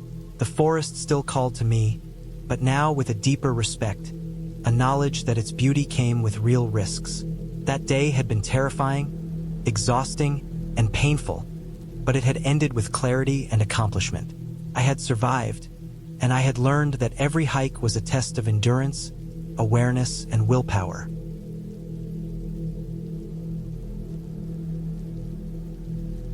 I had been planning this hike for months. The trail I chose was not popular, a narrow stretch that cut deep into the forested mountains near the edge of a national park. I had read a few accounts of people attempting it, mostly brief blog entries and forum posts, but nothing detailed. That was part of the appeal. It promised solitude, and I wanted to be completely alone, away from the noise of the city, away from the reminders of my daily life. I packed lightly but carefully with enough water, high-energy food, a first aid kit, a map, compass, and an emergency blanket. I also carried a headlamp and a small but strong flashlight, and I had my phone fully charged with an external battery backup. I told no one where I was going, only mentioning in general terms that I'd be hiking somewhere remote for a few days. The thought of being completely isolated excited me. The morning I set out, the sky was pale and overcast, a soft gray that seemed to press down on the trees. The air was cool and moist, heavy with the scent of damp soil and pine. The trail began easy enough, a wide dirt path, lined with low shrubs and moss-covered rocks. Birds chirped quietly above, but as I walked further in, their sounds faded. After the first hour, the trail narrowed, twisting between large boulders and roots that snaked across the path. I moved carefully, feeling the uneven ground under my boots. Every now and then, I would glance at my map and compass just to make sure I was following the right path. The terrain grew steeper and the trees thicker. Sunlight barely penetrated the canopy now, and the forest seemed to close around me, dense and shadowed. By the time I reached the midpoint of the trail, I was sweating under my backpack, my legs aching from the constant incline. I stopped at a small clearing to drink water and eat a snack. Around me, the forest was silent except for the occasional rustle of leaves in the wind. I remembered reading about hikers losing their bearings in areas like this, and I checked my map carefully. I was on track, though I could feel a faint unease creeping over me. It wasn't fear yet, more a sense of being watched, a subtle awareness that I was completely alone in an environment built to conceal itself. I pushed on, moving slower now, carefully placing each foot. The trail began to wind upward, steep and rocky, and the air grew thinner. I could feel the effort in my chest, every breath deliberate. My backpack seemed heavier with every step. Small clouds of mist began to curl between the trees, and the forest floor became slick with moisture. I stepped carefully over roots and stones, my muscles screaming from exertion, yet I continued. Around mid-afternoon, I reached a section where the trail split sharply. According to my map, the left path was shorter but steeper. The right path was longer but gentler. I hesitated and then chose the left path, eager to make good time. The incline was immediate and punishing. Loose stones shifted under my boots, and several times I had to grab roots or rocks to steady myself. My heart raced from the exertion, but also from the isolation. The trail had become almost invisible in places, hidden by fallen leaves and moss. I paused to catch my breath, leaning against a tree, and realized that I hadn't heard any wildlife for nearly half an hour. No birds, no insects, no distant rustling, just silence.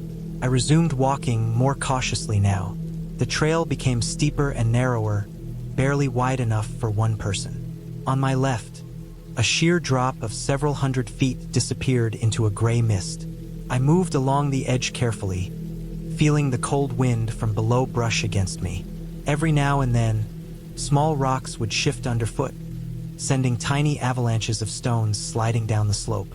The forest seemed to lean in around me, dark and imposing. I was acutely aware of every sound. My own breathing, the crunch of leaves, the soft whistle of the wind through the branches. Hours passed, and I became aware of the growing shadows as the sun began its descent. I checked my map again. I was still on track, but the time was concerning.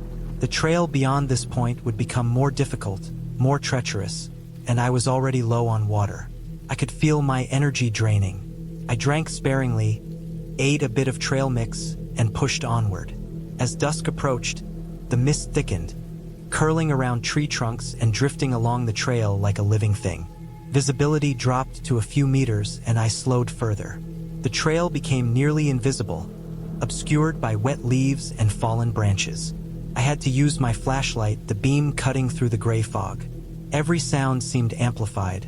The snap of a branch, the crunch of my boots on gravel, the distant rustle that I couldn't identify. My heart rate quickened, not from exertion this time, but from the realization that I was far from help. The next section of the trail required climbing a steep ridge. Loose rocks threatened to slide under my weight, and my hands were scraped and bleeding from gripping rough bark and jagged stones. My legs shook with fatigue, but I forced myself upward. I could feel my boots slipping on wet moss, each step a calculated risk. I paused several times to rest, leaning against trees and gasping for air. My water was nearly gone. I felt the first real twinge of fear, that sharp, gut-level warning that I was alone, high up in the mountains, and that a misstep could be fatal. I continued, slower than before. The trail curved sharply, and I lost sight of the path in the fog. My flashlight revealed only the narrow strip directly in front of me. I strained my eyes, trying to see the ground ahead, the outline of rocks or roots, anything to help me navigate safely. Every shadow seemed threatening. I reminded myself to stay calm, to place my feet carefully, to breathe steadily. Then it happened. I stepped on a patch of loose gravel. My right boot slipped and I lost my balance. My hand shot out and caught a nearby tree, preventing a fall, but my heart jumped into my throat. I stood there trembling, listening to the echo of my own breathing. I knew I had to be more careful. I inched forward, placing my feet deliberately, avoiding any loose rocks or moss. My body was exhausted, my arms and legs aching, and the chill of the evening was seeping into my bones. Night fell fully, and the forest became an entirely different place. The mist was heavier now, dampening sound and obscuring vision. My flashlight beam bounced off the fog, creating shifting shadows that made the trees look larger, more menacing. I had to stop every few steps to catch my breath. I was miles from the trailhead, and the thought of turning back was paralyzing. The path behind me was just as treacherous, and I didn't have enough water to retrace all the way safely. Then I heard it, a sound that made my stomach twist. A low, guttural growl carried through the fog, distant but unmistakable. I froze, straining my ears. Another growl, closer this time. My mind raced through possibilities: bear, mountain lion, maybe something smaller but aggressive. I had read about bears in this region, but attacks were rare. Still, the sound made every instinct in me scream to move cautiously. I checked my pack. I had bear spray, but my hands were shaking. I tried to remember the advice I had read. Stay calm, avoid sudden movements, make myself look larger if needed, slowly back away. I continued along the trail, moving as quietly as I could. The growls persisted, echoing through the fog and trees, and I realized I was probably in the path of whatever animal it was. Panic threatened to overtake me, but I forced myself to slow my breathing and think. My flashlight revealed a series of rocks ahead that could serve as a temporary barrier. I moved toward them, crouching low, keeping my pack between me and the sound. The next hour was a nightmare of slow, careful movement. The growling followed me intermittently, always close enough to make me jump, yet never close enough for me to see the source. I kept telling myself that animals usually avoid humans, that if I stayed calm and made no sudden moves, I could get through this. My legs burned, my hands were raw from gripping rocks, and I was parched, but I pushed on, driven by the thought that staying still was more dangerous than moving. Finally, I reached a section of the trail that curved away from the ridge and into a denser part of the forest. Here, the incline lessened slightly, and I could move faster, though still cautiously. The growling faded behind me, replaced by the soft, distant sounds of the forest at night. Owls, rustling leaves, the occasional snap of a branch. I was soaked in sweat and mud, my energy nearly spent, but I felt a glimmer of hope. By the time I saw the faint glow of a small clearing up ahead, I knew I had made it through the worst of the trail. I collapsed onto a flat rock, gasping, trembling, but alive. I drank the last of my water, my hands shaking, and rested for a few minutes. The stars were visible now, scattered above the treetops, and the night was quiet, almost peaceful compared to the tension of the past hours. I knew I still had to find my way back to the main trail and eventually to my car, but the worst was over. Using my map and compass, I retraced my steps as carefully as possible, sticking to areas I remembered and moving slowly. The forest at night was easier now that I had survived the ridge and the encounter with the animal. By early morning, I emerged onto a wider trail, familiar from the trailhead map. My body was bruised, scraped, and sore, but I could see the road in the distance and hear the faint hum of traffic. I moved toward it, exhausted but relieved. When I finally reached my car, I collapsed into the driver's seat, shaking from exhaustion and adrenaline. I checked myself for injuries, scrapes, bruises, minor cuts, but nothing life-threatening. My backpack was dirty and torn in places, my boots caked with mud, but I was alive. I sat there for a long time, letting the warmth of the car and the sunlight filter through the windshield, thinking about how close I had come to disaster. That day changed me. I realized how unprepared I had been in ways I hadn't anticipated, how quickly a situation could turn dangerous in the wilderness, and how alone a person truly is when something goes wrong far from help. I didn't regret the hike. I had sought solitude and I had found it. but I understood now the seriousness of respecting nature and its unpredictability. In the weeks that followed, I recovered physically, but the memory of that night stayed with me. Every sound in the forest, every shadow, every rustle reminded me of how fragile human control is when faced with raw wilderness. I became more careful, more deliberate in my preparations, more respectful of the power of nature. I knew that next time I would be ready, not just physically but mentally, emotionally, and strategically. That hike remained one of the scariest experiences of my life, but it ended with me alive, intact, and with a renewed understanding of my limits and my strengths.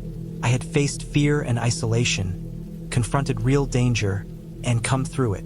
And I carried that knowledge with me forever, not as a story of terror, but as a lesson in resilience, caution, and the raw, unforgiving beauty of the wilderness.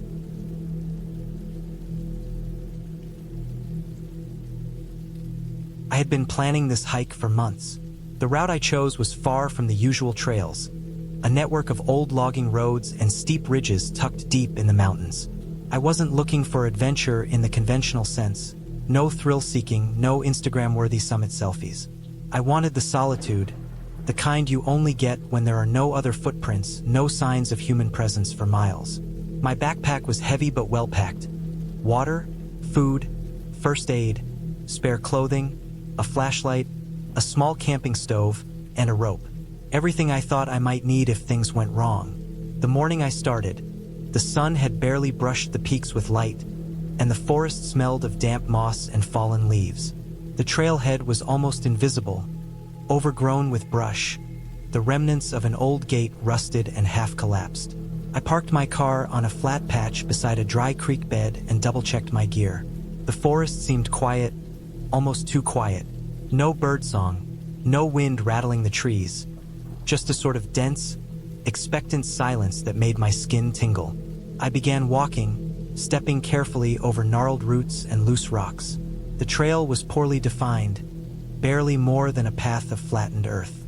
After an hour, I was fully immersed in the forest. The sunlight fell in thin beams through the dense canopy, creating patches of brightness that felt like islands in the dark green shadows. My boots crunched over leaves, and I noticed every small sound. The skitter of a chipmunk, the distant drumming of a woodpecker, the snap of a small branch under my own foot. I felt alert, almost hyper-aware, because the forest seemed different here. It wasn't just the quiet. There was something about the way the trees grew close together, the way the trail dipped and curved that made it feel enclosed. About 2 hours in, I came to a small creek cutting across the path. The water was clear, tumbling over smooth stones. I knelt to fill my water bottle and drank slowly, the cold water refreshing and grounding me. I dried my hands and scanned the trees upstream. I noticed something I hadn't before: faint tire tracks in the mud. They weren't fresh, maybe a few days old, but they were odd, too narrow for a normal truck, maybe an ATV, but small, almost like a utility vehicle. I didn't think much of it at the time. People used these old logging roads for ATVs all the time. I shrugged and moved on. The sun rose higher, and the forest grew warmer. I stopped to rest every 30 minutes, sitting on fallen logs, examining my map and compass. The map was old, the kind you can still buy in gas stations in rural towns, and the trail I was following wasn't marked clearly on it. I relied on landmarks: the creek, a fallen red oak, a ridge that curved like a giant elbow. I kept my pace steady, my breathing even, and my mind focused on each footstep. Around midday, I came to a steep slope. The trail turned into a narrow ridge, with a drop of at least 20 feet on one side. The ground was loose with gravel and pine needles, and I slowed to inch my way along. Halfway across, my boots slipped, sending a small rock tumbling down the slope. I froze and listened. Nothing. No sound from below. No animals startled. Just the quiet. My heart beat faster, but I forced myself to breathe slowly. I made it across, gripping roots and branches for stability, and settled on the other side, shaking slightly. The ridge opened into a small plateau. From here, I could see the surrounding peaks, covered in dark forest and streaked with the shadows of clouds. I took out my water again and ate a small sandwich, scanning the horizon. That's when I noticed movement. Barely perceptible at first, a flicker between the trees. I squinted and saw a figure moving along the edge of the forest, about a quarter-mile away. It wasn't an animal. The shape was upright, slow, deliberate. I froze. My mind raced. Could it be a hunter? A hiker? But the area was remote. There were no cabins, no roads nearby. I debated whether to move or stay. I decided to keep moving, but cautiously, sticking to areas where I could see clearly. I wanted to make it to a lower section of the trail, closer to the valley, where the path widened. But as I moved, the figure seemed to keep pace. Every time I paused, it paused. Every time I walked, it walked. I told myself it was a coincidence, or maybe someone heading in the same direction, but an uneasy knot formed in my stomach. By late afternoon, I realized I had underestimated the terrain. The trail had disappeared entirely, leaving only faint tracks and broken brush. I tried to retrace my steps, but every familiar landmark looked slightly different from this angle, the sunlight creating false shadows. Panic began to rise. I stopped and assessed my supplies. Water was half gone. Food was enough for another day. My phone had no signal. I considered turning back, but without the trail, I risked getting more lost. As I pushed through thick brush, I caught a glimpse of the figure again. Closer now, maybe 50 yards away.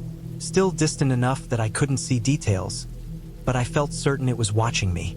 My mind spun through worst-case scenarios, but I kept walking, keeping low, using the trees as cover. The slope here was steeper, the forest denser. I realized if this person meant harm, I was vulnerable. I considered climbing a tree, but there was nothing large enough, and even if I did, I couldn't stay up there for long. Darkness fell faster than I expected. The sun disappeared behind the ridges, and I was in dense forest with only a faint glow in the west. I pulled out my flashlight and checked the batteries. The beam cut through the trees, but shadows danced wildly, making it hard to see clearly. I tried to focus on the path, but the uneven ground made it difficult. Every crackle of leaves or snap of twigs made me jump. I realized I hadn't heard the figure in a while. Maybe it had left, maybe it was hiding. Either way, I couldn't stop moving. Hours passed. I climbed, stumbled, and crawled through brush, following a faint sound of running water. I hoped it would lead to the creek I'd crossed earlier, a landmark I could use to orient myself. My legs ached. My hands were scratched and bleeding from branches, my clothes torn. Hunger and thirst gnawed at me, but I had to keep going. I couldn't let myself stop. Finally, I emerged into a small clearing. A thin trail led down to the creek I had seen that morning. Relief hit me, sharp and overwhelming. I followed it cautiously, keeping my flashlight sweeping for any signs of someone else. The ground was slick with mud, and I had to be careful with each step. As I approached the creek, I saw tracks. My own footprints from that morning, and alongside them, faint but unmistakable. Footprints of boots not like mine. I didn't stop. I crossed the creek and continued down the trail, the forest thinning as I descended. The valley opened up ahead, and I could see faint lights, houses, or maybe a small town in the distance. I stumbled down the last steep hill, my body screaming, but the sight of civilization pushed me forward. By the time I reached the first dirt road leading to a main road, I was exhausted, bleeding, and covered in mud, but I was alive. I didn't look back. I started walking along the road, finally finding a car parked near a farm. I flagged down the first person I saw and got help. The authorities later told me the area was occasionally used by illegal loggers and poachers. The figure I had seen was likely one of them. I had been lucky, alone, in the dark, and deep in the mountains. I had survived by keeping calm, moving carefully, and paying attention to every detail around me. I returned home shaken but alive. The forest had felt alive in a way I hadn't expected, dangerous and unwelcoming. The solitude I sought had nearly cost me everything. But I survived, and I learned to respect that wilderness. Not just for its beauty, but for its unpredictability and its silent threats. I still hike, but I never underestimate the forest again. I never take solitude lightly, and I always make sure someone knows where I am.